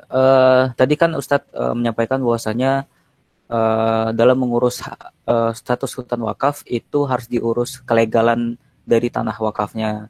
Baru nanti bisa dikelola sebagai hutan wakaf. Lalu Ustaz, jika di dalam perkembangannya itu dalam pengelolaannya ditambahkan fasilitas-fasilitas, maksudnya yang tadinya itu di hutan itu ada peternakan saja, tapi dijadikan sebagai aset destinasi pariwisata. Apakah penambahan fasilitas itu juga mempengaruhi kelegalan dari hutan wakaf? Apakah harus diurus lagi kelegalannya atau bagaimana, Ustaz? Oh, tidak perlu ya. Secara prinsip tidak perlu. Kita bisa membuat apapun di situ ya tanpa mengurus izin kaitan dengan wakafnya ya. Tapi kaitan dengan dinas-dinas terkait mungkin ada ya, misalnya kalau misalkan dinas peternakan kan ya, mungkin kalau bikin kandang ayam dalam skala besar tentu harus ada izinnya. Tapi itu bukan kaitan dengan wakaf ya, tapi dengan eh, pihak-pihak yang lain. Untuk untuk aset wakafnya itu sendiri sudah final sampai KUA dan PPN ya. Ketika kita sudah selesai mengurus akta ikrar wakaf di KUA ya. Jadi ngurus akta ikrar wakaf itu di KUA ya, Kantor Urusan Agama. Jadi ngurus KUA itu bukan cuman tempat nikah ya, tapi juga tempat ngurus sertifikasi atau akta ikrar wakaf. Ya. Dari situ kemudian kita bisa kalau udah di KUA beres, kita bisa ke BPN untuk membuat sertifikat tanah itu bisa menjadi wakaf. Nah itu sampai situ udah selesai, gitu. Itu sudah selesai. Dan ketika misalnya mau kegiatan apapun di tanah itu dipersilahkan. Tapi catatannya satu, jangan sampai kegiatan-kegiatan yang dilakukan ya kemudian mengubah fungsi hutan secara mengganggu hutannya. Kenapa? Karena ikrar wakafnya itu adalah sebagai hutan kan, gitu. Jadi apapun kegiatan yang dilakukan boleh selama tidak mengganggu fungsi utamanya sebagai hutan. Kalau misalkan ternyata dikelola sebagai peternakan, luasnya misalnya 1 hektar, ya kemudian peternakannya 80%-nya, berarti bukan lagi jadi hutan itu jadinya nanti peternakan, gitu. Ya, atau misalnya jadi dikelola sebagai sawah misalnya, ditebang pohonnya kemudian ditanami sawah. Nah, ini bukan lagi hutan wakaf, walaupun tanahnya wakaf, tapi secara secara agama sudah menyalahi ikrar wakaf ya, ikrar wakafnya. Karena ikrar wakafnya itu adalah untuk dikelola ya, request dari yang mewakaf, yang wakaf itu apa? Requestnya adalah agar tanah itu dikelola sebagai hutan, utamanya sebagai hutan. Nah, jadi apapun kegiatan bisnisnya boleh selama tidak mengganggu fungsi utamanya sebagai apa? Sebagai hutan gitu. Allahu a'lam. Oke, baik Ustaz, terima kasih atas jawabannya. Oke, selanjutnya Ustaz. Jadi kan di hutan wakaf itu ada pengelolanya sendiri Ustaz ya. Jadi pengelola hutan wakaf atau nazir hutan wakaf. Nah, apakah Ustadz ada semacam semacam tips bagi para calon nazir hutan wakaf nanti ke depannya, apa yang harus mereka urus terlebih dahulu terkait mungkin kelembagaannya dalam pengelolaannya agar mungkin ke depannya bisa terhindar dari konflik kepentingan, Ustaz? Kalau menurut saya yang paling penting sebenarnya harus tahu bagaimana cara membeli tanah dengan baik ya, sesuai dengan prosedur. Yang penting gini, jangan sampai salah beli ya. Karena gini, mengumpulkan dana itu tidak terlalu sulit sebenarnya. Ya misalnya karena begini, orang Indonesia ini sangat dermawan ya. Ketika kita open donasi, biasanya banyak aja tuh yang nyumbang gitu. Kadang-kadang ada yang nyumbang sampai 10 juta, ada yang nyumbang 5 juta gitu. Subhanallah. Jadi yang paling penting adalah bagaimana kita bisa menentukan lokasi yang bagus untuk hutan wakaf ini. Karena misalkan anggap misalkan kita sudah bisa mengumpulkan donasi, ya. Misalnya sudah mendapatkan uang 50 juta, ya, untuk kemudian membelikan hutan wakaf. Nah, ketika hutan wakaf itu salah beli, saya jamin uangnya itu nggak akan kembali tuh. Artinya uang 50 juta yang sudah dibayarkan ya kepada pemilik tanah yang ternyata bukan pemilik tanah atau ternyata tanah itu sengketa, maka saya jamin uangnya nggak akan kembali, ya.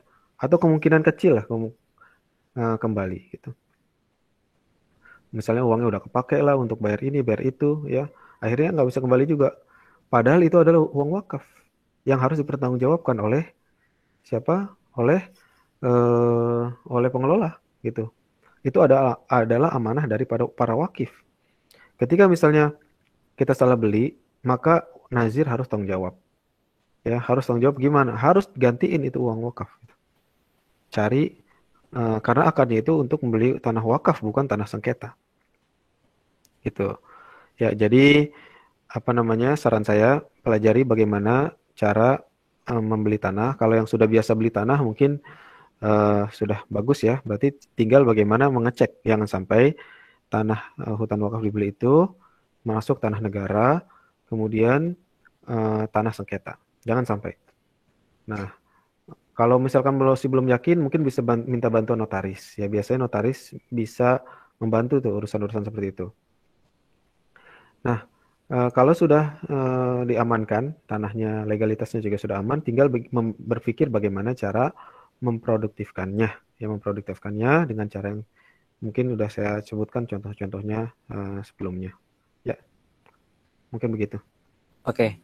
Baik, Ustaz, terima kasih atas jawabannya. Lalu ada pertanyaan lagi, Ustaz. Pertama, untuk bibit pohon dari hutan wakaf ini apakah diambil dari dana wakaf? Lalu selanjutnya, tadi Ustadz juga mengatakan bahwasanya hutan wakaf ini adalah hutan yang abadi, hutan selamanya. Bagaimana jika terjadi ya, Ustadz, nauzubillahi min dzalik, jika misalnya terjadi semacam kebakaran hutan, sementara harta wakaf itu harus tetap terjaga, itu bagaimana, Ustadz, pandangan Ustadz? Lalu pertanyaan ketiga, terkait fikih wakaf sendiri itu terdapat perbedaan pandangan di antara para ulama. Misalnya kayak pendapat dari Imam Abu Hanifah yang memperbolehkan harta wakaf itu ditarik kembali. Sedangkan Imam Syafi'i menyatakan bahwasanya harta wakaf itu tidak boleh ditarik kembali oleh sang wakif. Nah, lalu bagaimana dengan sistem wakaf hutan ini, Seth? Berhubungan dengan pendapat yang berbeda tadi, Seth. Silakan, Seth, dijawab. Iya. Pertama kaitan dengan bibit ya. Bibit kita berupaya untuk tidak beli ya, karena kalau beli lumayan ya. Kita sudah ada koordinasi dengan beberapa sumber bibit yang bisa memberikan bibit secara cuma-cuma. Di antaranya Persemaian Permanen di Dramaga tuh, yang merupakan persemaian yang juga berkoordinasi atau juga mungkin di bawah kerjasama dengan Kementerian Kehutanan. Nah, di situ ada bibit akasia, ya pohon-pohon kehutanan ya, termasuk juga pohon buah juga ada. Nah, itu dari situ bisa menjadi salah satu sumber bibit. Bahkan kita secara pribadi pun kalau ada yang mau bibit seperti itu, siapapun boleh ambil. Tinggal bawa fotokopi KTP ya, akan mendapatkan 25 bibit ya. Di setiap daerah, setiap provinsi ada. Kebetulan untuk di Bogor nih, ada di Jawa Barat, ada beberapa lokasi, dan salah satunya di Dramaga nih, jadi deket gitu. Nah, kita bisa ngambil bibit dari situ. Tapi untuk keperluan yayasan yang lebih besar, kalau pribadi kan tadi maksimal 25 pohon per orang. Kalau lembaga yayasan seperti itu, bisa mengambil dengan jumlah yang lebih banyak, dengan mengajukan proposal, begitu. Nah, itu salah satu contoh. Tapi tim kami, jadi di komunitas kami ini ada yang spesialis di bidang itu, yang memang menangani bagian penanaman termasuk pencarian bibit. Nah, beliau juga berkoordinasi dengan pihak Kebun Raya Bogor, ya. Rupanya kebun raya Bogor ini juga menyediakan bibit-bibit secara cuma-cuma untuk ditanam. Dan uniknya kebun raya Bogor ini memberikan bibit gratis dan bibitnya itu unik gitu. Tanaman-tanaman yang langka. Nah, ini menariknya. Tanaman-tanaman apa yang langka yang jarang ditanam orang gitu. Nah, oleh sebab itu rencana kita akan mix nih antara bibit yang dari persemaian permanen di Dramaga dan juga bibit yang dari Kebun Raya Bogor, ya, supaya pohon-pohon yang ditanam itu lebih beragam dan juga menjadi semacam arboretum seperti yang sudah saya jelaskan tadi, gitu. Jadi begitu. Ada juga sebetulnya donatur-donatur yang menawarkan bibit gitu, bibit-bibit unggul ya. Termasuk juga ada persemaian-persemaian yang mengajak kerjasama untuk menanam gitu. Cuman biasanya mereka nanti akan minta semacam komitmen untuk menanam dan merawat bibitnya jangan sampai mati gitu ya karena terlantar gitu. Karena bibit yang dikasih itu biasanya bibit mahal tuh.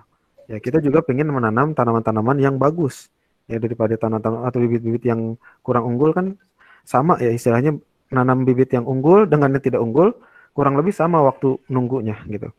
Nah, daripada kita nanam yang tidak unggul mendingan kita cari bibit-bibit yang unggul. Itu bibit. Tapi kalau misalkan tidak ada di tempat hadirin sekalian bisa beli ya atau bahkan menyemai sendiri kalau terbiasa menyemai.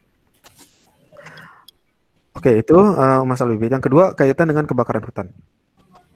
Bagaimana jika terjadi kebakaran hutan? Nah, perlu disadari bahwa yang wakaf itu dalam hutan wakaf kita sebetulnya bukan pohonnya, tapi tanahnya. Nah, ini bedanya antara hutan wakaf dengan pohon wakaf atau wakaf pohon. Ya. Kalau hutan wakaf, yang wakaf itu sebetulnya adalah tanahnya. Ya. Kadang-kadang pohonnya tadi dapat dari dari orang lain bukan akarnya wakaf, tapi memang dibagi secara gratis atau hibah aja. Gitu. Tapi kalau pohon wakaf atau wakaf pohon, memang pohonnya itu wakaf, tapi tanahnya bukan wakaf. Nah, ini kelemahannya wakaf pohon. Memang itu berguna juga, dan itu ada beberapa lembaga sosial yang pernah membuka donasi untuk program wakaf pohon. Seperti misalnya Dompet Duafa dulu pernah membuka program sedekah pohon, ya, atau wakaf pohon di Sumatera Selatan tuh, ya, wakaf pohon karet kalau nggak salah. Jadi ditanam di tanah bukan wakaf. Nah, kalau kasusnya seperti itu wakaf pohon, in case pohonnya itu terbakar atau kena hama, penyakit, ya, atau dicuri orang, maka otomatis wakafnya juga sudah hilang, gitu. Wakafnya apa? Hilang karena pohonnya udah hilang, gitu. Dan ketika pohonnya hilang, berarti pahala untuk si wakif sudah sampai di situ, gitu. Akan tapi beda kalau dengan hutan wakaf. Kita membeli bukan pohonnya, tapi kita membeli atau mewakafkan tanahnya. Nah, artinya apa? Ketika misalkan ada sesuatu terjadi, ya misalnya ada kebakaran hutan, habis semua tanaman di atasnya. Dalam hal ini kita masih bisa membangun kembali hutannya. Ya, artinya konsekuensinya bagi para wakif, ya ketika pohon yang baru tumbuh nanti, maka di situ juga nanti akan ada pahalanya lagi, gitu. Jadi insya Allah tagline hutan sampai kiamat ini insya Allah akan terus bisa digunakan, gitu ya. Karena tanah itu tidak akan hilang, ya. Kecuali mungkin ada terjadi sesuatu yang lebih luar biasa seperti yang terjadi di Sulawesi, ya, tanahnya itu pindah gitu, atau tanahnya lenyap ditelan bumi. Tapi kan itu jarang sekali begitu. Ya, kalaupun pindah masih ada sebenarnya, cuma dia pindah gitu. Jadi tanahnya itu tetap ada. Jadi sampai kapanpun dia akan bisa menjadi hutan, ya. Yang penting pengelolanya itu harus bisa menjaga dari turun temurun nih. Makanya perlu kader nih. Kalau perlu anak kita kasih tahu nanti agar meneruskan, ya, dan mengembangkan gitu sampai terus menerus. Karena praktek ini, saya kira nggak berlebihan juga kita membuat tagline seperti itu, karena kita bisa melihat bukti wakaf-wakaf yang sudah berusia lebih dari 1000 tahun. Ya. Contoh yang sudah saya kemukakan tadi wakaf sumur Utsman bin Affan. Itu sudah 1500, hampir 1500 tahun tuh. Sampai sekarang masih ada. Ada lagi nggak ada? Ya, seperti contoh yang sudah kita sering mungkin sudah familiar, yaitu wakaf pendidikan di Mesir, yaitu kampus Universitas Al-Azhar. Ya. Itu wakaf juga sudah lebih dari 1000 tahun. Salah satu kampus tertua di dunia itu adalah Al-Azhar University. Ya, sudah lebih 1000 tahun. Oxford di Inggris itu baru mungkin sekitar 800-an tahun. Ya. Jadi jauh lebih tua kampus-kampus di negeri-negeri Muslim, ya, sampai lebih 1000 tahun. Kalau itu saja bisa, ya, Al-Azhar bisa eksis sampai sekarang 1 milenium lebih. Ya. Kalau wakaf sumur Utsman bin Affan juga masih bisa eksis, dan banyak lagi wakaf-wakaf yang masih eksis sampai ribuan tahun, maka saya mengatakan juga tidak berlebihan kalau kita mengatakan hutan wakaf juga insya Allah, ya, kalau kita urus legarnya sampai selesai, ya, insya Allah juga akan bisa kita pertahankan, ya, sampai ribuan tahun, bahkan sampai hari kiamat, ya, gitu. Itu yang kedua, ya, kaitan dengan kebakaran hutan. Kemudian yang ketiga tadi apa? Yang ketiga itu sebentar, terkait ini, terkait fikih wakaf. Jadi ada perbedaan pendapat antara ulama. Iya, ingat. Saya tahu memang ada perbedaan pendapat. Kalau memang saya nggak tahu ya kaitan dengan pendapat Imam Abu Hanifah. Tapi mungkin yang dimaksud dengan Imam Abu Hanifah itu bisa diambil itu ketika terjadi sesuatu pada harta wakaf, bukan dalam kondisi normal. Kalau dalam kondisi normal, artinya apa? Dalam kondisi normal, wakaf itu masih dikelola sebagaimana mestinya dan masih produktif. Nah, dalam hal itu memang tidak boleh diapa-apain, gitu. Nah, yang menjadi perbedaan pendapat justru ketika tanah wakaf itu sudah terlantar. Nah, gitu. Misalnya, dulu ada tanah, ada sekolah, ada suatu tempat atau tanah wakaf di tengah-tengah kota, ya. Dulu di situ ada sekolah, tapi kemudian sekarang sudah berubah menjadi perkantoran, gedung-gedung tinggi semua, sehingga nggak ada lagi anak pemukiman di situ, sehingga yang sekolah di situ juga nggak ada, ya, gitu. Jadi sekolahnya itu kan sebetulnya akarnya itu adalah wakaf untuk sekolah, gitu.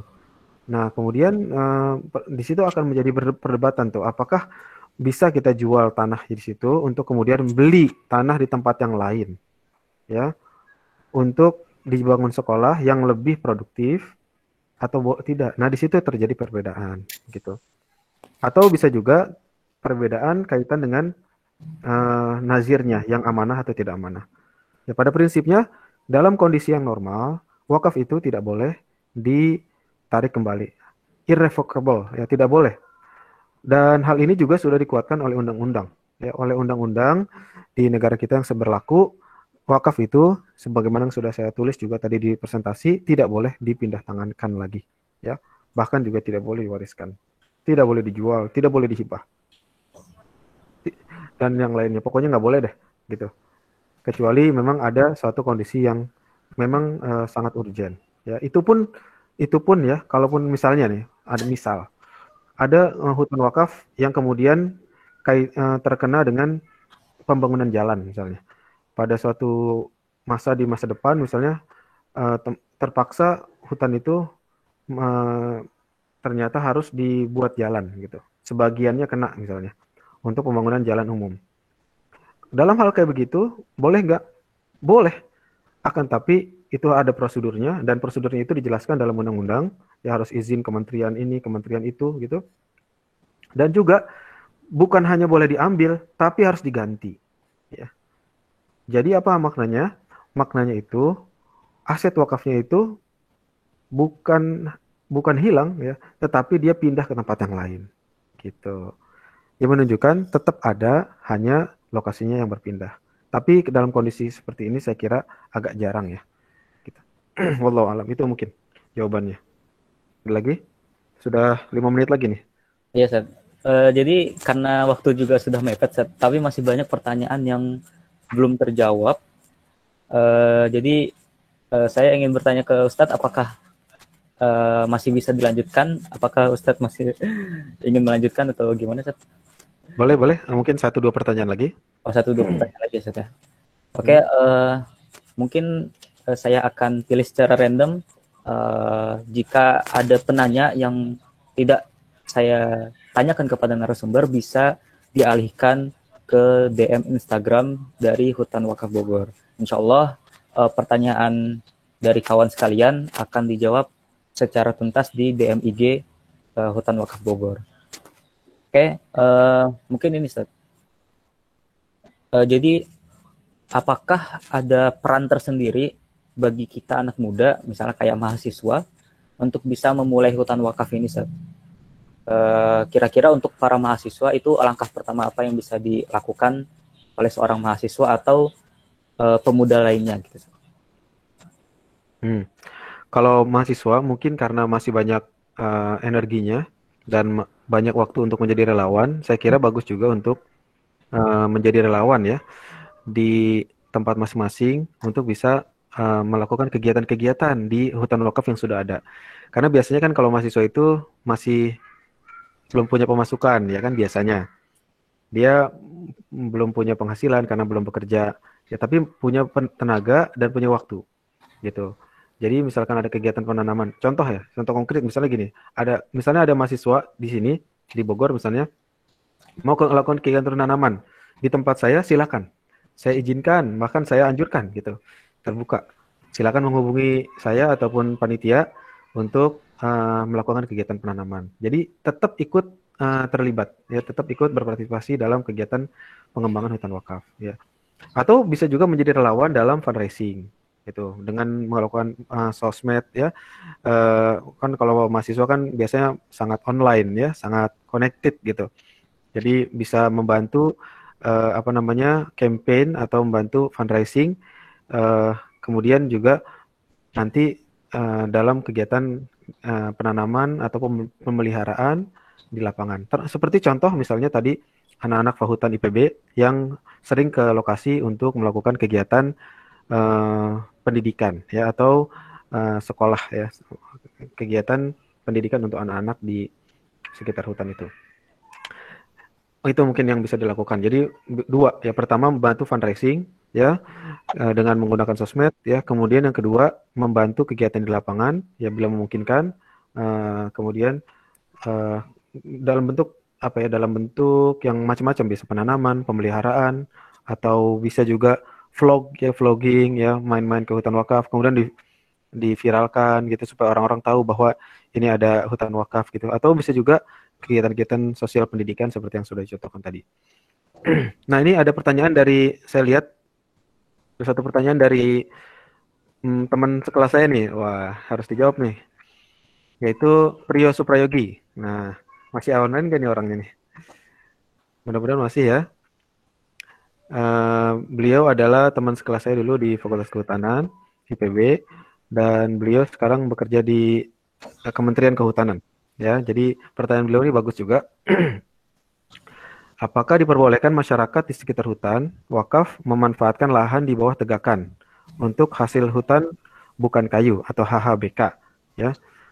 Dan apakah ada sistem bagi hasilnya dengan pengelola wakaf? Jawabannya tegas ya. Jawabannya boleh sekali. Boleh, sangat boleh ya. Jadi saya sangat bukan hanya menanam suatu, tapi juga kegiatan-kegiatan lain seperti peternakan yang sudah dicontohkan tadi. Ya, boleh. Sangat boleh. Malah kita justru itu yang kita harapkan, partisipasi dari masyarakat gitu. Ya, waktu saya pernah mengisi kajian hutan wakaf juga, ada pengusaha madu ya, ini contoh saja. Ada pengusaha madu, dia juga alumni IPB dulu, tapi keahliannya di apikultur ya, atau pengusaha madu. Waktu itu beliau menelpon saya untuk bekerja sama di bidang peternakan madu. Karena kan di lokasi itu kan banyak hutan, ya, apalagi hutannya bukan cuma hutan wakaf itu sendiri, tapi juga berbatasan langsung dengan taman nasional gitu. Beliau waktu itu rencana mau survei untuk melihat vegetasinya, apakah vegetasinya ini cocok nggak untuk apikultur gitu. Tapi waktu itu karena ada COVID, jadi belum terfollow up lagi. Mudah-mudahan nanti coba kita bisa follow up agar bisa dilihat kemungkinannya. Kalau misalkan cocok, saya suka sekali itu madu ya. Jadi salah satu hasil hutan kayu yang sangat penting juga adalah madu. Apalagi sekarang permintaan madu sedang bagus nih. Ya, permintaan madu sedang bagus karena orang butuh kekebalan tubuh yang lebih tinggi untuk imun yang lebih baik dalam menangkal berbagai macam penyakit gitu. Kemudian apakah ada sistem bagi hasil? Nah, sistem bagi hasil itu tentu ada. Karena itu adalah tanah wakaf, maka tidak boleh semua keuntungan itu diambil oleh masyarakat begitu. Seperti juga misalnya ketika saya mengizinkan atau kami mengizinkan peternak untuk membangun kandang di dalam hutan wakaf, pertama syaratnya ada dua ya. Ketika ada peternak nih ingin membangun kandang di dalam hutan wakaf, syaratnya itu ada dua.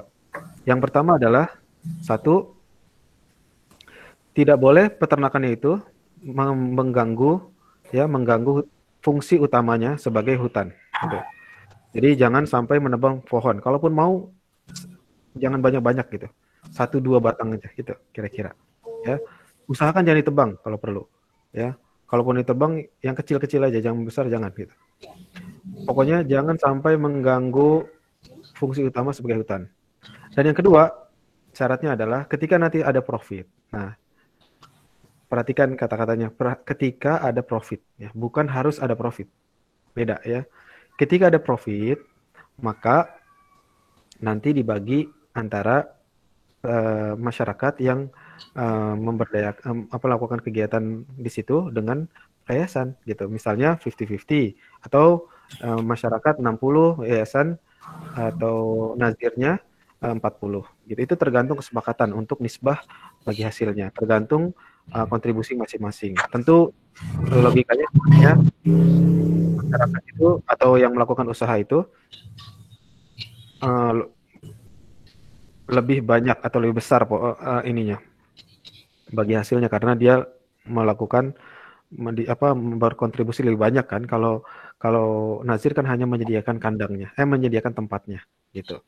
Jadi misalkan 60-40 atau 70-30. Nah, itu tidak ada batasannya, silakan diatur sesuai dengan kesepakatan dengan mereka gitu. Nah, seperti itu kira-kira gambarannya ya, Pak atau Mas Priyo. Mudah mungkin ya? Ya, baik Ustaz, karena waktu sudah menunjukkan jam 11 juga. Jadi saya rasa untuk sesi tanya jawab dicukupkan terlebih dahulu.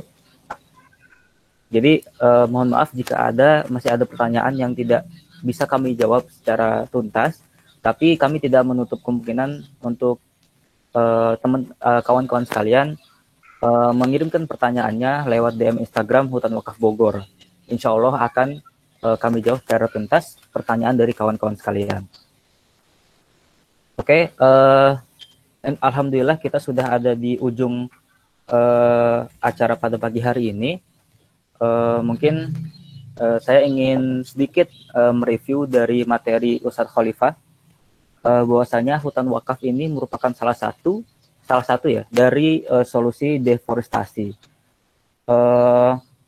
Dalam pengaplikasiannya juga hutan wakaf itu harus didominasi oleh hutan itu sendiri jika ingin dibarengi ataupun dikombinasikan dengan sektor-sektor lainnya seperti pertanian, pendidikan, ataupun bidang lainnya. Tetap hutan itu harus lebih dominan karena namanya juga hutan wakaf ya. Lalu hutan wakaf ini juga dapat lestari karena dijaga oleh hukum agama dan hukum negara, sehingga keberadaan hutan wakaf ini akan bisa terjaga hingga akhir hayat nanti atau hingga kiamat ya, karena tagline dari hutan wakaf juga hutan hingga kiamat. Lalu sebenarnya hutan wakaf ini juga sudah ada di sejarah peradaban dunia ini. Hutan wakaf itu dari masa Rasul juga sudah ada, seperti contohnya wakaf kebun di Khaybar, wakaf sumur dan kebun Utsman, dan wakaf kebun Abu Tolha. Lalu juga sudah ada hutan wakaf di masa Khilafah Utsmaniyah. Hingga sekarang hutan wakaf di zaman sekarang sudah ada 3 dan baru ada di Indonesia. Lokasinya itu tersebar di Aceh, Bandung, dan di Bogor.